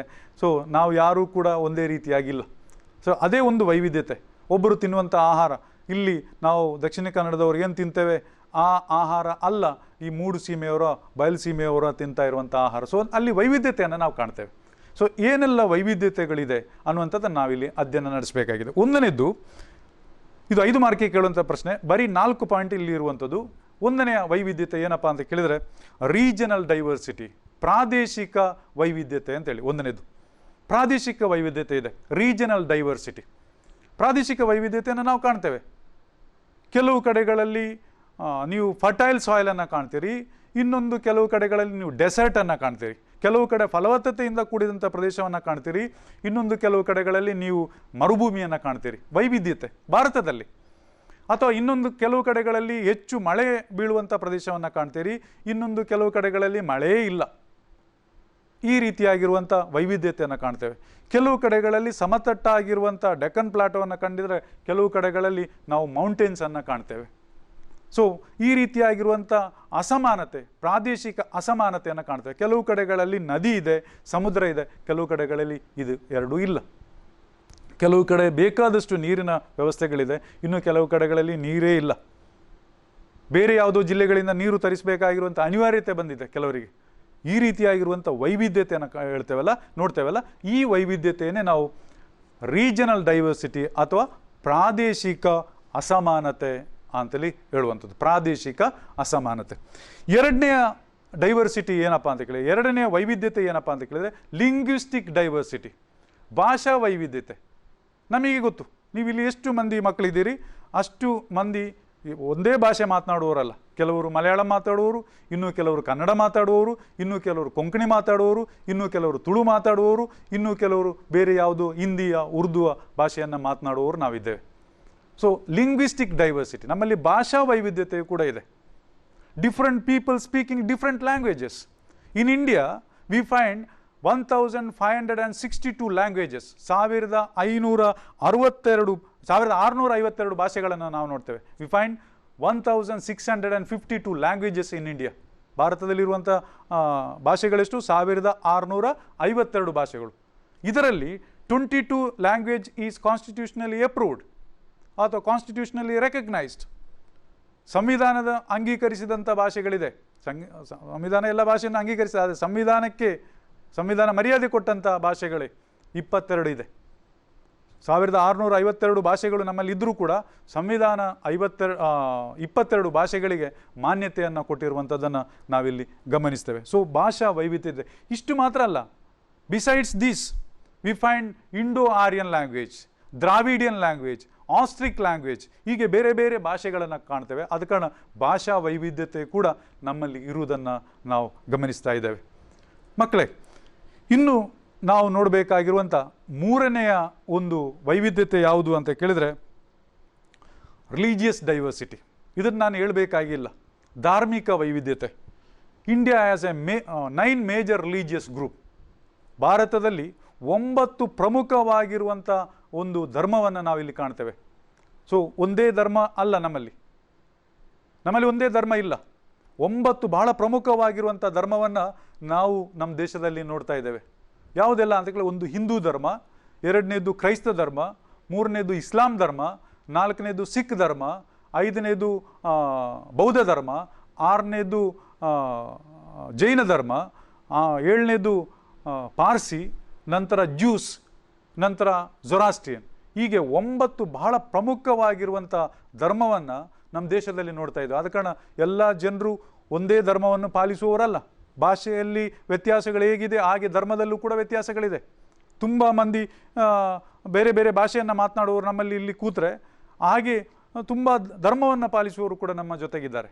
ಸೊ ಭಾಷಾ ವೈವಿಧ್ಯತೆ ಹೇಗಿದೆಯೋ ಹಾಗೆ ಧಾರ್ಮಿಕ ವೈವಿಧ್ಯತೆಯು ಕೂಡ ನಮ್ಮ ದೇಶದಲ್ಲಿ ನಾವು ಕಾಣ್ಬೋದಾಗಿದೆ.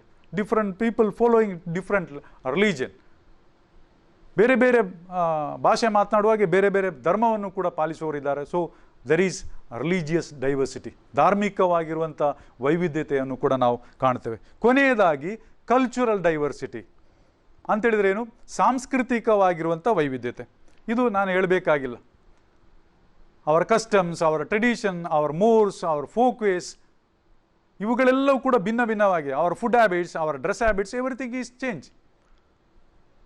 ನಮ್ಮಲ್ಲಿರುವಂಥ ನಮ್ಮ ಉಡುಗೆ ತೊಡುಗೆಗಳಾಗಿರ್ಬೋದು, ನಮ್ಮ ಆಚಾರ ವಿಚಾರಗಳಾಗಿರ್ಬೋದು, ನಮ್ಮ ಆಹಾರ ವ್ಯವಸ್ಥೆಗಳಾಗಿರ್ಬೋದು, ಅಥವಾ ನಮ್ಮ ಸಂಪ್ರದಾಯ ಆಗಿರ್ಬೋದು, ನಮ್ಮ ಪದ್ಧತಿ ಆಗಿರ್ಬೋದು, ನಮ್ಮ ಲೋಕಾಚಾರಗಳಾಗಿರ್ಬೋದು, ಅಥವಾ ನಮ್ಮ ನೈತಿಕ ನಿಯಮಗಳಾಗಿರ್ಬೋದು, ಅವರ್ ವ್ಯಾಲ್ಯೂಸ್, ನಮ್ಮ ಮೌಲ್ಯಗಳಾಗಿರ್ಬೋದು, ಇದೆಲ್ಲವೂ ಕೂಡ ಭಿನ್ನ ಭಿನ್ನವಾಗಿದೆ. So our custom, tradition, values, mores, folkways, everything is different. So this is what we call cultural diversity. ಇದನ್ನೇ ನಾವು ಸಾಂಸ್ಕೃತಿಕ ವೈವಿಧ್ಯತೆ ಅಂತೇಳಿ ಕರೆಯುವಂಥದ್ದು. ಸೊ ಮಕ್ಕಳೇ, ಈಗ 5 ಮಾರ್ಕಿನ ಒಂದು ಪ್ರಶ್ನೆ, explain the different facets of Indian diversity. ಭಾರತದಲ್ಲಿರುವಂಥ ವಿವಿಧ ಅಥವಾ ವೈವಿಧ್ಯತೆಗಳನ್ನು ವಿವರಿಸಿ ಅಂತೇಳಿ. ಯಾವ ರೀತಿಯಾಗಿರುವಂಥ ವೈವಿಧ್ಯತೆಗಳಿದೆ ಅನ್ನುವಂಥದ್ದನ್ನು ನೀವು ಇಲ್ಲಿ ವಿವರಿಸಬೇಕಾಗ್ತದೆ. 4 ವಿಧವಾಗಿರುವಂಥ ವೈವಿಧ್ಯತೆಯನ್ನು ಇಲ್ಲಿ ಪಟ್ಟಿ ಮಾಡಿದ್ದಾರೆ. ನೀವು ಇದನ್ನು ಪರೀಕ್ಷಾ ದೃಷ್ಟಿಯಿಂದ ಕಲಿಬೇಕಾಗಿದೆ. ಯಾವುದೆಲ್ಲ ವೈವಿಧ್ಯತೆಯನ್ನು ಹೇಳಿದೆ? 1ನೇದು ರೀಜನಲ್ ಡೈವರ್ಸಿಟಿ ಅಥವಾ ಪ್ರಾದೇಶಿಕ ವೈವಿಧ್ಯತೆ. 2ನೇದು ಲಿಂಗ್ವಿಸ್ಟಿಕ್ ಡೈವರ್ಸಿಟಿ ಅಥವಾ ಭಾಷಾ ವೈವಿಧ್ಯತೆ. 3ನೇದು ಯಾವುದು ಅಂತ ಕೇಳಿದರೆ ರಿಲಿಜಿಯಸ್ ಡೈವರ್ಸಿಟಿ ಅಥವಾ ಧಾರ್ಮಿಕ ವೈವಿಧ್ಯತೆ. ನಂತರ ಕೊನೆಯದಾಗಿ ನಾವು ನೋಡಿದ್ದು ಯಾವುದು ಅಂತ ಕೇಳಿದರೆ ಕಲ್ಚರಲ್ ಡೈವರ್ಸಿಟಿ ಅಥವಾ ಸಾಂಸ್ಕೃತಿಕವಾಗಿರುವಂಥ ವೈವಿಧ್ಯತೆ ಅಂತೇಳಿ. ಈ 4 ವೈವಿಧ್ಯತೆಗಳನ್ನು ನಾವು ನೋಡ್ತೇವೆ. ಈಗ ವೈವಿಧ್ಯತೆ ಮಾತ್ರ ನಮ್ಮಲ್ಲಿರುವಂಥದ್ದು, ಅದರ ಜೊತೆಗೇನೆ ಏಕತೆಯು ಕೂಡ ನಮ್ಮಲ್ಲಿದೆ. ಏಕತೆ ಇದೆ, ಈ ಎಲ್ಲ ವಿಷಯಗಳಲ್ಲೂ ಏಕತೆಯನ್ನು ಕಾಣ್ತೇವೆ ನಾವು. ಉದಾಹರಣೆಗೋಸ್ಕರ 1ನೇದನ್ನು ತಗೊಳ್ಳೋಣ, ರೀಜನಲ್ ಯೂನಿಟಿ. ನಮ್ಮಲ್ಲಿ ರೀಜನಲ್ ಯೂನಿಟಿ ಇಲ್ಲ. ಅಲ್ಲಿ ಮಳೆ ಇಲ್ಲ, ಇಲ್ಲಿ ಮಳೆ ಜಾಸ್ತಿ ಇದೆ. ಅಲ್ಲಿ ಫಲವತ್ತತೆ ಇಲ್ಲ, ಇಲ್ಲಿ ಫಲವತ್ತತೆ ಜಾಸ್ತಿ ಇದೆ. ಇದೆಲ್ಲ ಇದ್ದರೂ ಕೂಡ ನಮ್ಮಲ್ಲಿ ಪ್ರಾದೇಶಿಕ ಏಕತೆಯನ್ನು ನಾವು ಕಾಣೋದಿಲ್ವ? ನಮ್ಮಲ್ಲಿ ಭರತಖಂಡ, ಭರತವರ್ಷ, ಮದರ್ ಇಂಡಿಯಾ, ಈ ಎಲ್ಲ ಕಾನ್ಸೆಪ್ಟುಗಳು ನಮ್ಮಲ್ಲಿ ಯೂನಿಟಿಯನ್ನು ಎತ್ತಿ ತೋರಿಸುವಂಥದ್ದೇ ಆಗಿದೆ. ಸೊ ನಮ್ಮಲ್ಲಿ ಏಕತೆ ಇದೆ, ಪ್ರಾದೇಶಿಕ ಏಕತೆ ಇದೆ. ಅಲ್ಲಿ ಮಳೆ ಕಡಿಮೆ ಇದ್ದರೂ ಇಲ್ಲಿ ಮಳೆ ಜಾಸ್ತಿ ಇದ್ದರೂ, ಅಥವಾ ಅಲ್ಲಿ ಫಲವತ್ತತೆ ಜಾಸ್ತಿ ಇದೆ, ಇಲ್ಲಿ ಫಲವತ್ತತೆ ಕಡಿಮೆ ಇದೆ, ಇದು ಏನಿದ್ರೂ ಕೂಡ ಮದರ್ ಇಂಡಿಯಾ ಅಂತ ಹೇಳಿದಾಗ ನಾವೆಲ್ಲ ಒಂದೇ. ಪ್ರಾದೇಶಿಕ ಏಕತೆ ಉಂಟಾಗ್ತದೆ. ಮದರ್ ಇಂಡಿಯಾ, ಹಿಂದೂಸ್ತಾನ್ ಹೀಗೆಲ್ಲ ಹೇಳಿದಾಗ ನಾವೆಲ್ಲ ಒಂದೇ ಅನ್ನುವಂಥ ಭಾವನೆ, ಆ ಪ್ರಾದೇಶಿಕ ಭಾವನೆ. ಅಲ್ಲಿ ಕೇರಳದವ ಇಂಡಿಯನ್ ಅಂತೇಳಿ ಹೇಳಿದಾಗ ಅವ ಕೇರಳದವ, ಅವ ಕರ್ನಾಟಕದವ, ಅವ ಆಂಧ್ರದವ ಅಂತೇಳಿ ನಾವು ನಮ್ಮ ನೆನಪಿಗೆ ಬರ್ತದ? ಇಲ್ಲ. ನಾವು ಇಂಡಿಯನ್ಸ್ ಅಂತೇಳಿ ಹೇಳಿದರೆ ನಾವೆಲ್ಲ ಒಂದೇ ಅನ್ನುವಂಥ ಭಾವನೆ ಬರ್ತೇವೆ. ಸೊ ಪ್ರಾದೇಶಿಕ ಏಕತೆಯನ್ನು ನಾವು ನೋಡ್ತೇವೆ. ಇನ್ನೊಂದು 2ನೇದು ಯಾವುದು ಅಂತ ಕೇಳಿದರೆ ಲಿಂಗ್ವಿಸ್ಟಿಕ್ ಯೂನಿಟಿ. ಭಾಷೆಯಲ್ಲಿ ವೈವಿಧ್ಯತೆ ಇದೆ ಅಂತಲೇ ನಾನು ಹೇಳಿದೆ, ಆದರೆ ಭಾಷೆಯಲ್ಲಿ ಏಕತೆಯೂ ಕೂಡ ಇದೆ. ಎಷ್ಟೇ ಭಾಷೆಗಳು ಇಲ್ಲಿ ಇರಲಿ, Sanskrit is consider as the mother of all other languages. ಸಂಸ್ಕೃತವನ್ನು ಎಲ್ಲ ಭಾಷೆಗಳ ತಾಯಿ ಅಂತಲೇ ಹೇಳ್ತಾರೆ. ಸೊ ಇದೊಂದು ವಿಶೇಷತೆ. ಯಾವುದೇ ಧರ್ಮ ಇರಲಿ, ಈಗ ಸಂಸ್ಕೃತದ ಬದಲಿಗೆ Hindi is consider as our national language and English is consider as the international language ಅಥವಾ ಲೈಬ್ರರಿ ಲ್ಯಾಂಗ್ವೇಜ್. ಅದೇನೇ ಇರಲಿ, ಒಟ್ಟಿನಲ್ಲಿ ಈ ಒಂದು ಭಾಷೆ, ಹಿಂದೆ ಸಂಸ್ಕೃತ ಎಲ್ಲ ಭಾಷೆಗಳನ್ನು ಒಟ್ಟು ಸೇರಿಸ್ತಾ ಇತ್ತು. ಈಗ ಹಿಂದಿ, ಯಾವುದೇ ಭಾಷೆಗಳಿರಲಿ, ಹಿಂದಿ ನಮ್ಮ ರಾಷ್ಟ್ರ ಭಾಷೆಯಾಗಿದೆ. ಸೊ ಒಂದು ಭಾಷಾ ಏಕತೆಯನ್ನು ಕೂಡ ನಾವಿಲ್ಲಿ ಕಾಣ್ಬೋದಾಗಿದೆ. ನಂತರ ಇನ್ನೊಂದು ವಿಷಯ ಇದೆ, 3ನೇದು ಯಾವ ಯೂನಿಟಿ? Religious unity. ಆವಾಗ ರಿಲಿಜಿಯಸ್ ಡೈವರ್ಸಿಟಿ ಹೇಳಿದೆ. ಎಷ್ಟೇ ಡೈವರ್ಸಿಟಿ, ಬೇರೆ ಬೇರೆ ಧರ್ಮವನ್ನು ಪಾಲಿಸುವವರು ಇದ್ದರೂ ಕೂಡ ನಮ್ಮಲ್ಲಿ ಧಾರ್ಮಿಕ ಏಕತೆಯೂ ಕೂಡ ಇದೆ. Same god and goddesses worshipped through out the country. ಇಡೀ ನಮ್ಮ ದೇಶಾದ್ಯಂತ ಒಂದೇ ದೇವರನ್ನು ಆರಾಧನೆ ಮಾಡ್ತೇವೆ. ಉದಾಹರಣೆಗೋಸ್ಕರ ಶಿವ, ಕನ್ಯಾಕುಮಾರಿಯಿಂದ ಕಾಶ್ಮೀರದವರೆಗೆ ಶಿವನನ್ನು ಆರಾಧನೆ ಮಾಡುವುದಿಲ್ವ? ಅಲ್ಲ. ಕನ್ಯಾಕುಮಾರಿಯಿಂದ ಕಾಶ್ಮೀರದವರೆಗೆ ಅಲ್ಲನನ್ನು ಆರಾಧನೆ ಮಾಡುವವರಿಲ್ವ? ಅಥವಾ ಜೀಸಸ್ ಕ್ರೈಸ್ಟ್, ಕನ್ಯಾಕುಮಾರಿಯಿಂದ ಕಾಶ್ಮೀರದವರೆಗೆ ಜೀಸಸನ್ನು ಆರಾಧನೆ ಮಾಡುವವರಿಲ್ವ? So same god and goddesses worship throughout our country. This is what we call religious unity. Same holy places, ಒಂದೇ ಪವಿತ್ರವಾಗಿರುವಂಥ ಧಾರ್ಮಿಕ ಕೇಂದ್ರಗಳು. ಈಗ ಧರ್ಮಸ್ಥಳ ಆಗಿರ್ಬೋದು, ಸುಬ್ರಹ್ಮಣ್ಯ ಆಗಿರ್ಬೋದು, ಅಥವಾ ಇನ್ಯಾವುದೋ ಕೆಲವು ಪ್ರದೇಶಗಳಿಗೆ ನಾವು ಹೋಗ್ತೇವೆ, ಅದು ಎಲ್ಲ ಹಿಂದೂಗಳಿಗೆ ಅದೊಂದು ಪವಿತ್ರ ಸ್ಥಳವೇ. ಸೊ ಈ ರೀತಿಯಾಗಿ ಒಂದೇ ಪಿಲಿಗ್ರಿಮೇಜ್ ಸೆಂಟರ್. ನಂತರ ಒಂದೇ ನದಿಯನ್ನು ಒಂದು ಪವಿತ್ರವಾಗಿ, ಈಗ ಗಂಗಾ ನದಿ ಇದೆ, ಗಂಗಾ ನದಿಯನ್ನು ಪವಿತ್ರವಾಗಿರುವಂಥ ನದಿ ಅಂತೇಳಿ ಬರೀ ಆ ಏರಿಯಾದವರು ಮಾತ್ರ ಆಗಿ ಕನ್ಸಿಡರ್ ಮಾಡಿದ ಅಲ್ಲ. ಇಲ್ಲಿ ದಕ್ಷಿಣ ಕನ್ನಡದವರಿಗೂ ಕೂಡ ಗಂಗಾ ನದಿ ಅಂತೇಳಿ ಅದು ಪವಿತ್ರವಾಗಿರುವಂಥ ನದಿ. ಸೊ ಇದನ್ನು ನಾವು ಏನು ಹೇಳ್ತೇವೆ ಅಂತ ಕೇಳಿ, ಧಾರ್ಮಿಕವಾಗಿರುವಂಥ ಏಕತೆ ನಮ್ಮಲ್ಲಿ ಇದೆ ಅಂತೇಳಿ ಹೇಳ್ತೇವೆ. ಇನ್ನೊಂದು ಸಾಂಸ್ಕೃತಿಕವಾಗಿರುವಂಥ ಏಕತೆ, ಕಲ್ಚರಲ್ ಯೂನಿಟಿ. ಇದು ಭಾಳ ಸುಲಭ ನೋಡಿ ನಿಮಗೆ. ಅಲ್ಲಿ ಏನೆಲ್ಲ ಡೈವರ್ಸಿಟಿಯನ್ನು ನೀವು ಓದಿದರೆ ಆ ಪಾಯಿಂಟನ್ನು ಮಾತ್ರ ನೋಡಿಕೊಂಡ್ರೆ ಸಾಕು. ಯಾವುದೆಲ್ಲ? ಒಂದು ರೀಜನಲ್, ಎರಡನೇದು ಲಿಂಗ್ವಿಸ್ಟಿಕ್, ಮೂರನೇದು ಯಾವುದು ರಿಲಿಜಿಯನ್, ನಂತರ ನಾಲ್ಕನೇದು ಕಲ್ಚರಲ್. ಅದು ಒಂದು ಕಡೆ ಡೈವರ್ಸಿಟಿ, ಅದನ್ನೇ ಇಲ್ಲಿ ಒಂದು ಕಡೆ ಯೂನಿಟಿ. ಈಗ ಸಾಂಸ್ಕೃತಿಕವಾಗಿರುವಂಥ ಏಕತೆಯನ್ನು ನಾನು ಹೇಳ್ತಾ ಬಂದೆ. ಸಾಂಸ್ಕೃತಿಕವಾಗಿ ಕೂಡ ಏಕತೆ ಇದೆ. ಸಾರಿ ಆಗಿರ್ಬೋದು, ನಾವು ಉಡುವಂಥ ಸಾರಿ, ಅಥವಾ ನಮ್ಮ ಈ ಜುಬ್ಬ ಆಗಿರ್ಬೋದು, ನಮ್ಮ ರುಮಾಲ್ ಆಗಿರ್ಬೋದು, ಅಥವಾ ಈ ಎಲ್ಲ ವ್ಯವಸ್ಥೆಗಳು, ಈಗ ನಾವು ಉಪಯೋಗಿಸುವಂಥ ಚೂಡಿದಾರಗಳಾಗಿರ್ಬೋದು, ಬರೀ ದಕ್ಷಿಣ ಕನ್ನಡಕ್ಕೂ ಅಥವಾ ಕರ್ನಾಟಕಕ್ಕೂ ಮಾತ್ರ ಸೀಮಿತವ? ಅಥವಾ ನಾವು ಸೇವಿಸುವಂಥ ಈ ಆಹಾರ, ಕೆಲವು ಆಹಾರಗಳು, ಈ ಅಕ್ಕಿ ಆಗಿರ್ಬೋದು, ಗೋಧಿ ಆಗಿರ್ಬೋದು, ಇದು ಬರೀ ಈ ದಕ್ಷಿಣ ಕನ್ನಡ ಜಿಲ್ಲೆಗೆ ಮಾತ್ರ ಸೀಮಿತವೋ? ಅಲ್ಲ,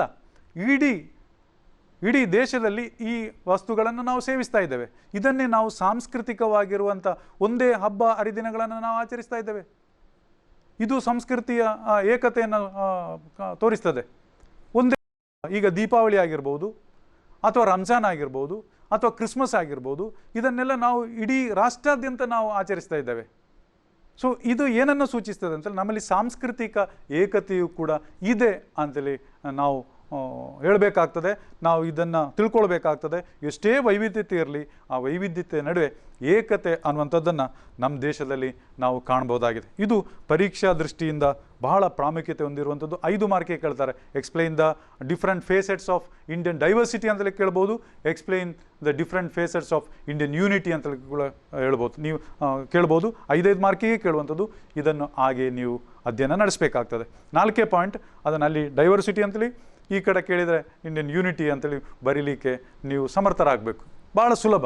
ಸೋಷಿಯಾಲಜಿಯಲ್ಲಿ ಹೆಚ್ಚು ಅಂಕಗಳು ಗಳಿಸಲಿಕ್ಕೆ ಆಗುವಂಥದ್ದು. ಅದಕ್ಕೆ ಯಾಕೆಂದರೆ ಹೀಗೆ ಕೆಲವು ಟೆಕ್ನಿಕ್ಗಳೆಲ್ಲ ಇದೆ. ಇನ್ನು ನ್ಯಾಷನಲ್ ಇಂಟಗ್ರೇಷನ್ ಅನ್ನುವಂಥ ಒಂದು ಪರಿಕಲ್ಪನೆಗೆ ನಾವು ಬರಬೇಕು.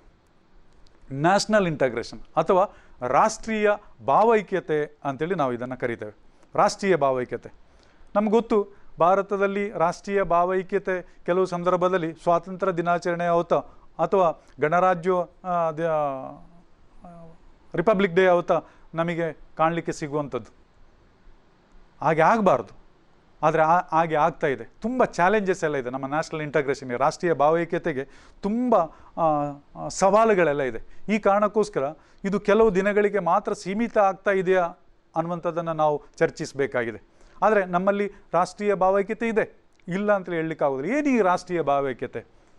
ಎಸ್ಸಿಮಿಲೇಷನ್ of entire people to a common identity ಅಂತೇಳಿ ಹೇಳ್ತೇವೆ. Assimilation of the entire people of a country to a common identity.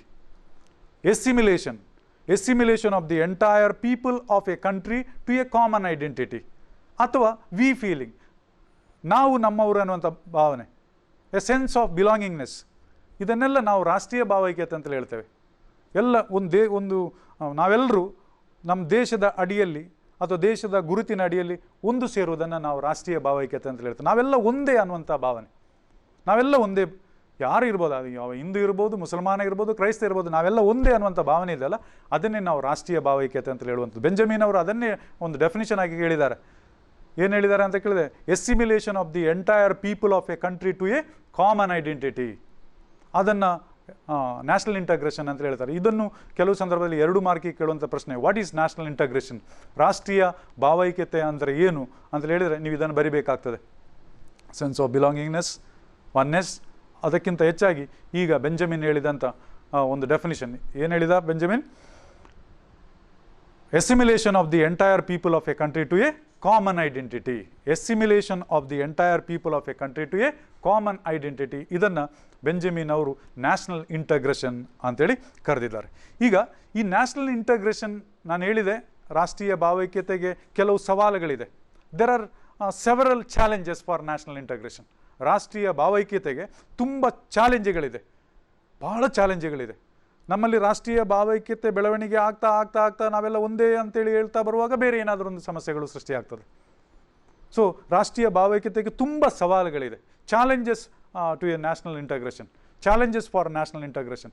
ರಾಷ್ಟ್ರೀಯ ಭಾವೈಕ್ಯತೆಗೆ ಧಕ್ಕೆ ತರುವಂಥ ಕೆಲವು ಸವಾಲುಗಳು ಯಾವುದೆಲ್ಲ, ಭಾರತೀಯ ಅಥವಾ ನಮ್ಮ ರಾಷ್ಟ್ರೀಯ ಭಾವೈಕ್ಯತೆಗೆ ಇರುವಂಥ ಕೆಲವು ಸವಾಲುಗಳು ಯಾವುದೆಲ್ಲ, ಇದನ್ನು ನಾವಿನ್ನು ಅಧ್ಯಯನ ನಡೆಸಬೇಕಾಗಿದೆ.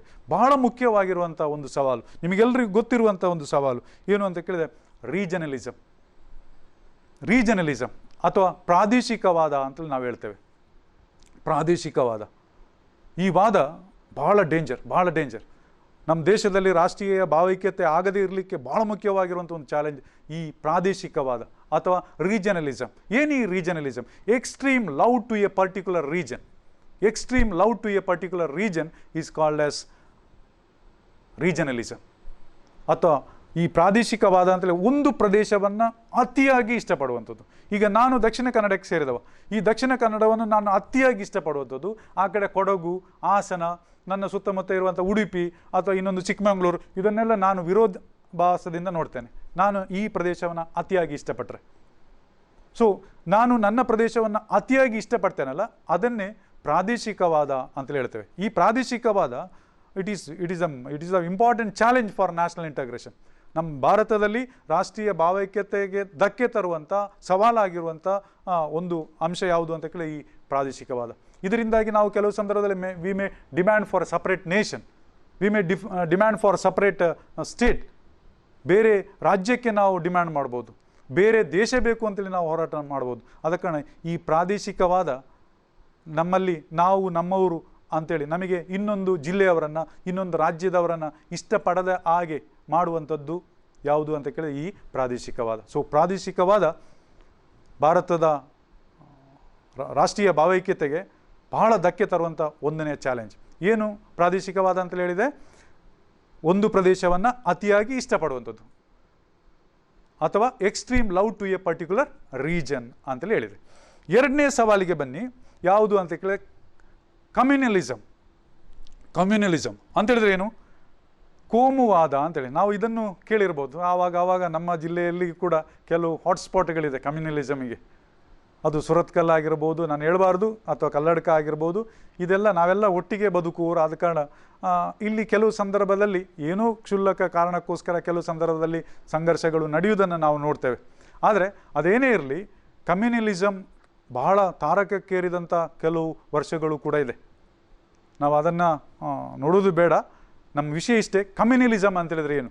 ಕಮ್ಯುನಲಿಸಮ್ ಅಂತೇಳಿದ್ರೆ ಭಾರತದ ರಾಷ್ಟ್ರೀಯತೆಗೆ ಅಥವಾ ನಾವೆಲ್ಲ ಒಂದೇ ಅನ್ನುವಂಥ ಭಾವನೆಗೆ ಧಕ್ಕೆ ತರುವಂಥ ಇನ್ನೊಂದು ಐಟಮ್ ಯಾವುದು ಅಂತ ಕೇಳಿದ್ರೆ ಈ ಕಮ್ಯುನಲಿಸಮ್. ಏನು communalism? Antagonism practised by the members of one community against the members of another community.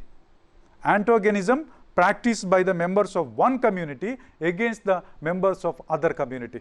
ಒಂದು ಸಮುದಾಯಕ್ಕೆ ಸೇರಿದವರು ಇನ್ನೊಂದು ಸಮುದಾಯಕ್ಕೆ ಸೇರಿದವರನ್ನು ವಿರೋಧಾಭಾಸದಿಂದ ನೋಡುವಂಥದ್ದು. ಒಂದು ಸಮುದಾಯಕ್ಕೆ ಸೇರಿದವರು ಇನ್ನೊಂದು ಸಮುದಾಯಕ್ಕೆ ಸೇರಿದವರನ್ನು ವಿರೋಧಾಭಾಸದಿಂದ ನೋಡುವುದನ್ನೇ ನಾವು ಏನಂತ ಕರಿತೇವೆ? ಕಮ್ಯುನಲಿಸಮ್ ಅಂತೇಳಿ ಹೇಳ್ತೇವೆ. 2 ಮಾರ್ಕಿಗೆ ಕೇಳ್ತಾರೆ, ವಾಟ್ ಈಸ್ ಕಮ್ಯುನಲಿಸಮ್ ಅಂತೇಳಿ. Antagonism practice by the members of one community against the members of another community. ಒಂದು ಸಮುದಾಯಕ್ಕೆ ಸೇರಿದವರು ಇನ್ನೊಂದು ಸಮುದಾಯಕ್ಕೆ ಸೇರಿದವರನ್ನು ವಿರೋಧಾಭಾಸದಿಂದ ನೋಡುವಂಥದ್ದು. ಇದು ಕೂಡ ಬಹಳ ಒಳ್ಳೆಯದಲ್ಲ. ಸಮಾಜವನ್ನು ಡಿವೈಡ್ ಮಾಡಲಿಕ್ಕೆ ಬಹಳ ಮುಖ್ಯವಾಗಿರುವಂಥ ಕಾರಣ ಯಾವುದು ಅಂತ ಕೇಳಿದ್ರೆ ಈ communalism. So this is the second challenge for national integration. ಮೂರನೇದು ಏನು ಹೇಳಿದ್ದಾರೆ ಅಂತ ಕೇಳಿದರೆ ಲಿಂಗ್ವಿಸಮ್. ಲಿಂಗ್ವಿಸಮ್ ಅಂತೇಳಿದರೆ ಭಾಷಾವಾದ ಅಂತೇಳಿ ಹೇಳ್ತೇವೆ. Love towards one's language and hatred towards other language. ನಮ್ಮ ಭಾಷೆಯನ್ನು ನಾವು ಅತಿಯಾಗಿ ಇಷ್ಟಪಟ್ಟು ಇನ್ನೊಂದು ಭಾಷೆಯನ್ನು ನಾವು ವಿರೋಧಾಭಾಸದಿಂದ ಅಥವಾ ಅದನ್ನು ದ್ವೇಷ ರೂಪದಿಂದ ನೋಡುವಂಥದ್ದು, ಅದನ್ನು ನಾವು ಲಿಂಗ್ವಿಸಮ್ ಅಂತೇಳಿ ಹೇಳ್ತೇವೆ. ಈಗ ಕನ್ನಡ ಮಾತಾಡೋರು ನಾವೆಲ್ಲ ಒಂದೇ, ಮಲಯಾಳಂ ಮಾತನಾಡುವವರು ಬೇರೆ. ಕನ್ನಡ ಮಾತಾಡುವವರೆಲ್ಲ ಒಂದೇ, ಆ ಕಡೆ ತಮಿಳು ಮಾತಾಡುವವರು ಬೇರೆ. ಅಥವಾ ಕನ್ನಡ ಮಾತಾಡುವವರೆಲ್ಲ ಒಂದೇ, ಆ ಕಡೆ ತೆಲುಗು ಮಾತಾಡುವವರು ಬೇರೆ. ಈ ರೀತಿಯಾಗಿ ನಮ್ಮಲ್ಲಿ ಒಂದು ರೀತಿಯಾಗಿರುವಂಥ ಭಿನ್ನಾಭಿಪ್ರಾಯ, ಒಂದು ರೀತಿಯಾಗಿರುವಂಥ ಡಿಸ್ಪ್ಯೂಟ್, ಕಾನ್ಫ್ಲಿಕ್ಟ್ಗಳೆಲ್ಲ ಸೃಷ್ಟಿಸಲಿಕ್ಕೆ ಬಹಳ ಮುಖ್ಯವಾಗಿರುವಂಥ ಕಾರಣ ಯಾವುದು ಅಂತ ಕೇಳಿ ಈ ಲಿಂಗ್ವಿಸಮ್. ಲಿಂಗ್ವಿಸಮ್ ಅಂತೇಳಿದರೆ ಅಲ್ಲಿ ಏನು ಹೇಳಿದೆ ನಾನು? ಭಾಷಾವಾದ. ಒಂದು ಭಾಷೆಯನ್ನು ಅತಿಯಾಗಿ ಇಷ್ಟಪಟ್ಟು ಇನ್ನೊಂದು ಭಾಷೆಯನ್ನು ವಿರೋಧಿಸುವುದು. Love towards one's language and hatred towards other. ಒಂದು ಭಾಷೆಯನ್ನು ಅತಿಯಾಗಿ ಇಷ್ಟಪಟ್ಟು ಇನ್ನೊಬ್ಬರ ಭಾಷೆಯನ್ನು ನಾವು ವಿರೋಧಿಸ್ತೇವಲ್ಲ, ಅದನ್ನು ನಾವು ಭಾಷಾವಾದ ಅಂತೇಳಿ ಹೇಳ್ತೇವೆ. ಈಗ 3 ಚಾಲೆಂಜ್ ಹೇಳಿದೆ. ಒಂದನೇದು ಯಾವುದು? ರೀಜನಲಿಸಮ್ ಅಥವಾ ಪ್ರಾದೇಶಿಕವಾದ. ಎರಡನೇದು ಏನು ಹೇಳಿದೆ? ಕಮ್ಯುನಲಿಸಮ್ ಅಥವಾ ಕೋಮುವಾದ. ಮೂರನೇದು ಏನು ಹೇಳಿದೆ? ಲಿಂಗ್ವಿಸಮ್ ಅಥವಾ ಭಾಷಾವಾದ. ನಾಲ್ಕನೇದು ಯಾವುದು ಅಂತ ಕೇಳಿದ್ರೆ extremism and terrorism. Extremism and terrorism. Extremism ಅಂತೇಳಿದರೆ ಏನು? ತೀವ್ರವಾದ, ಮತ್ತು ಟೆರರಿಸಮ್ ಅಂತೇಳಿದ್ರೆ ಭಯೋತ್ಪಾದನೆ. ತೀವ್ರವಾದ ಮತ್ತು ಭಯೋತ್ಪಾದನೆ. ಇಲ್ಲಿ ತೀವ್ರವಾದವೂ ನಡೆದಿದೆ, ಭಯೋತ್ಪಾದನೆಯೂ ನಡೀತಾ ಇದೆ. ಸೊ ಇದು ನಮ್ಮ ರಾಷ್ಟ್ರೀಯ ಭಾವೈಕ್ಯತೆಗೆ ಧಕ್ಕೆ ತರುವಂಥ ಇನ್ನೊಂದು ಅಂಶ. ತೀವ್ರವಾದ ಅಂತೇಳಿದರೆ ಏನು? ಯಾವ ಅಂಶಕ್ಕೂ, ಯಾವ ಕೆಳಮಟ್ಟಕ್ಕೂ ಇಳಿಯುವಂಥದ್ದು. ಒಬ್ಬರು ತಮ್ಮ ಆಸೆ ಆಕಾಂಕ್ಷೆಗಳನ್ನು ಈಡೇರಿಸಿಕೊಳ್ಳೋದಕ್ಕೋಸ್ಕರ ಯಾವ ಮಟ್ಟಕ್ಕೂ ಇಳಿಯುವಂಥದ್ದು. ಈಗ ಉದಾಹರಣೆಗೋಸ್ಕರ ನಾವು ಇಲ್ಲಿ ಭಾಳ ವಿಶೇಷವಾಗಿ ಕಾಣುವಂಥದ್ದು ಯಾವುದು ಅಂತ ಕೇಳಿದರೆ ಎಕ್ಸ್ಟ್ರೀಮಿಸಮಿಗೆ ಎಕ್ಸಾಂಪಲ್ ನಕ್ಸಲೈಟ್ಗಳು. ಅವರು ತೀವ್ರವಾದಕ್ಕೆ, ಅಥವಾ ಮಾವೋಯಿಸ್ಟ್ಗಳು, ಇದೆಲ್ಲ ತೀವ್ರವಾದಕ್ಕೆ ಬಹಳ ಮುಖ್ಯವಾಗಿರುವಂಥ ಸೂಕ್ತವಾಗಿರುವಂಥ ಉದಾಹರಣೆಯಾಗಿದೆ. ಇನ್ನು ಟೆರರಿಸಮ್ ಇದೆ, ನಮ್ಮಲ್ಲಿ ಭಯೋತ್ಪಾದನೆ ಇದೆ ಅಂತೇಳಿದರೆ a group is trying to achieve something by creating horror and fear in the society. ಒಂದು ಸಮೂಹ ಯಾವುದೋ ಒಂದು ವಿಷಯವನ್ನು ಗಳಿಸಲಿಕ್ಕೋಸ್ಕರ ಸಮಾಜದಲ್ಲಿ ಭಯವನ್ನು ಮೂಡಿಸುವಂಥದ್ದು, ಭಯವನ್ನು ಸೃಷ್ಟಿಸುವಂಥದ್ದು. ಈಗ ಉದಾಹರಣೆಗೋಸ್ಕರ ನಮ್ಮಲ್ಲಿ ಅಲ್-ಖೈದಾ ಇರ್ಬೋದು, ಅಥವಾ JKLF ಇರ್ಬೋದು, ಅಥವಾ LTT ಮುಂತಾದ ತುಂಬ ವಿಷಯಗಳನ್ನು ನಾವು ನೋಡ್ತೇವೆ. ಅವುಗಳೆಲ್ಲವೂ ಕೂಡ ಭಯೋತ್ಪಾದಕ ಸಂಘಟನೆಗಳಾಗಿದೆ. ಸೊ ಇಂಥ ಭಯೋತ್ಪಾದಕ ಸಂಘಟನೆಗಳು ಇದೇನು ಮಾಡ್ತಾ ಇದೆ ಅಂತ ಕೇಳಿ ನಮ್ಮ ದೇಶವನ್ನು ಒಡೆಯುವಂಥ, ಅಥವಾ ದೇಶದ ರಾಷ್ಟ್ರೀಯ ಭಾವೈಕ್ಯತೆಗೆ ಧಕ್ಕೆ ತರುವಂಥ ಒಂದು ಕೆಲಸವನ್ನು ಮಾಡ್ತಾ ಇದೆ. ಸೊ ಈ ನಾಲ್ಕನ್ನು ನೀವು ಗಮನ ಇಟ್ಟು ಓದಬೇಕಾಗ್ತದೆ. ಯಾಕಂದರೆ ಇದು ಕೂಡ ಪರೀಕ್ಷಾ ದೃಷ್ಟಿಯಿಂದ ಭಾಳ ಪ್ರಾಮುಖ್ಯತೆ ಹೊಂದಿದೆ. What is national integration and explain the challenges for national integration. ರಾಷ್ಟ್ರೀಯ ಭಾವೈಕ್ಯತೆ ಅಂತ ಹೇಳಿದ್ರೆ ಏನು? ರಾಷ್ಟ್ರೀಯ ಭಾವೈಕ್ಯತೆಗೆ ಧಕ್ಕೆ ತರುವಂಥ ಅಂಶಗಳು ಯಾವುದು? ರಾಷ್ಟ್ರೀಯ ಭಾವೈಕ್ಯತೆ ನಾವೆಲ್ಲ ಒಂದೇ ಅನ್ನುವಂಥ ಭಾವನೆ. ದೇಶದ ಯಾವುದೋ ಗುರುತಿನಡಿಯಲ್ಲಿ ನಾವೆಲ್ಲ ಒಟ್ಟು ಸೇರುವುದನ್ನು ರಾಷ್ಟ್ರೀಯ ಭಾವೈಕ್ಯತೆ ಅಂತ ಹೇಳ್ತೇವೆ. 4 ಸವಾಲುಗಳನ್ನು ನೋಡಿದ್ದೇವೆ. ಒಂದನೇದು ಯಾವುದು ಅಂತ ಕೇಳಿದರೆ ಪ್ರಾದೇಶಿಕವಾದ, ಎರಡನೇದು ಕೋಮುವಾದ, ಮೂರನೇದು ಭಾಷಾವಾದ, ನಾಲ್ಕನೇದು ತೀವ್ರವಾದ ಮತ್ತು ಭಯೋತ್ಪಾದನೆ. ಈಗ in order to understand or in order to increase the national integration in India, Government of India has appointed a Sampurnananda committee. ಭಾರತದಲ್ಲಿ ಈ ರಾಷ್ಟ್ರೀಯ ಭಾವೈಕ್ಯತೆಯನ್ನು ಹೆಚ್ಚಿಸುವುದಕ್ಕೋಸ್ಕರ ಒಂದು ಆಯೋಗವನ್ನು ರಚಿಸಲಾಗಿದೆ. ಸಂಪೂರ್ಣಾನಂದ ಆಯೋಗ ಅಂತೇಳಿ ಹೇಳ್ತಾರೆ. ಈ ಆಯೋಗ 3 ಶಿಫಾರಸುಗಳನ್ನು ಮಾಡಿದೆ. ನಮ್ಮ ದೇಶದಲ್ಲಿ ರಾಷ್ಟ್ರೀಯ ಭಾವೈಕ್ಯತೆಯನ್ನು ಹೆಚ್ಚಿಸಬೇಕಾದ್ರೆ ಸಂಪೂರ್ಣಾನಂದ ಆಯೋಗ 3 ಶಿಫಾರಸುಗಳನ್ನು, ದೇ ರೆಕಮೆಂಡೆಡ್ 3 ಸಜೆಷನ್ಸ್. ಅವರು 3 ಸಜೆಷನ್ಸನ್ನು ಕೊಟ್ಟಿದ್ದಾರೆ. ಒಂದನೆಯ ಸಜೆಷನ್ ಏನಪ್ಪ ಅಂತ ಕೇಳಿದರೆ, ಒಂದು ರೀಆರ್ಗನೈಸೇಷನ್ ಆಫ್ ದ ಸಿಲೆಬಸ್. ನಮ್ಮ ಪಠ್ಯಕ್ರಮವನ್ನು ಪುನರ್ರಚಿಸುವಂಥದ್ದು. ರೀಆರ್ಗನೈಸೇಷನ್ ಆಫ್ ಸಿಲೆಬಸ್, ಪಠ್ಯಕ್ರಮ ಅದನ್ನು ಸ್ವಲ್ಪ ಸುಧಾರಿಸಿ ರಾಷ್ಟ್ರೀಯ ಭಾವೈಕ್ಯತೆಗೆ ಸಪೋರ್ಟ್ ಕೊಡುವ ಹಾಗೆ ತಯಾರು ಮಾಡುವಂಥದ್ದು. ಎರಡನೇದು ಏನು ಹೇಳಿದ್ದಾರೆ ಅಂತ ಕೇಳಿದರೆ, giving encouragement to the extra curricular activities. Extra curricular ಅಂತೇಳಿದರೆ ಪಠ್ಯೇತರ ಚಟುವಟಿಕೆಗೆ ಹೆಚ್ಚು ಪ್ರಾಶಸ್ತ್ಯವನ್ನು ಕೊಡುವಂಥದ್ದು. ಹಾಗೆ ಕೊಟ್ಟಾಗ ಈ ರಾಷ್ಟ್ರಕ್ಕೆ ಸಂಬಂಧಪಟ್ಟಂಥ ಡ್ರಾಮಾಗಳಾಗಿರ್ಬೋದು, ಅಥವಾ ರಾಷ್ಟ್ರ ಪ್ರೇಮವನ್ನು ಬಿಂಬಿಸುವಂಥ ಕೆಲವು ಹಾಡುಗಳಾಗಿರ್ಬೋದು, ಇದೆಲ್ಲ ಎಕ್ಸ್ಟ್ರಾ ಕ್ಯಾರಿಕ್ಯುಲರ್ ಆ್ಯಕ್ಟಿವಿಟೀಸ್. ಇದಕ್ಕೆ ಹೆಚ್ಚು ಪ್ರಾಶಸ್ತ್ಯ ಕೊಡಬೇಕು ಅಂಥೇಳಿ ಎರಡನೇ ಶಿಫಾರಸು. ಮೂರನೇದು ಏನು ಹೇಳಿದ್ದಾರೆ ಅಂತ ಕೇಳಿದರೆ, ಇಂಪ್ರೂವ್ ಟೆಕ್ಸ್ಟ್ ಬುಕ್ಕನ್ನು, ಪಠ್ಯ ಪುಸ್ತಕವನ್ನು ಏನು ಮಾಡಬೇಕು, ಸ್ವಲ್ಪ ಸುಧಾರಿಸಬೇಕು. ಅದರಲ್ಲಿ ನ್ಯಾಷನಲ್ ಹೀರೋಸ್ನ ಬಗ್ಗೆ, ಅಥವಾ ಕೆಲವು ಲೀಡರ್ಸ್ನ ಬಗ್ಗೆ, ಅಥವಾ ದೇಶಕ್ಕೋಸ್ಕರ ಲೈಫನ್ನೇ ಸ್ಯಾಕ್ರಿಫೈಸ್ ಮಾಡಿದಂಥ ಕೆಲವರ ಬಗ್ಗೆ, ಇದನ್ನೆಲ್ಲ ಸೇರಿಸಿಕೊಂಡು ಪಠ್ಯ ಪುಸ್ತಕವನ್ನು ತಯಾರು ಮಾಡಬೇಕು ಅನ್ನುವಂಥ ಒಂದು ಶಿಫಾರಸು. ಇದು ಮೂರನೇ ಶಿಫಾರಸು. ಒಂದನೇದು ಏನು ಹೇಳಿದೆ, ರೀಆರ್ಗನೈಸೇಷನ್ ಆಫ್ ದ ಸಿಲೆಬಸ್. ಎರಡನೇದು ಏನು ಹೇಳಿದೆ, giving encouragement to the extra curricular activities.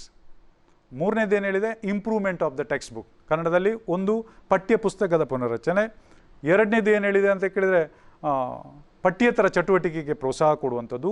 ಮೂರನೇದು ಪಠ್ಯ ಪುಸ್ತಕವನ್ನು ಸ್ವಲ್ಪ ಸುಧಾರಿಸುವಂಥದ್ದು. ನಾಲ್ಕನೇದು ಕಂಡಕ್ಟಿಂಗ್ ಕಮ್ಯುನಿಟಿ ಪ್ರೋಗ್ರಾಮ್ಸ್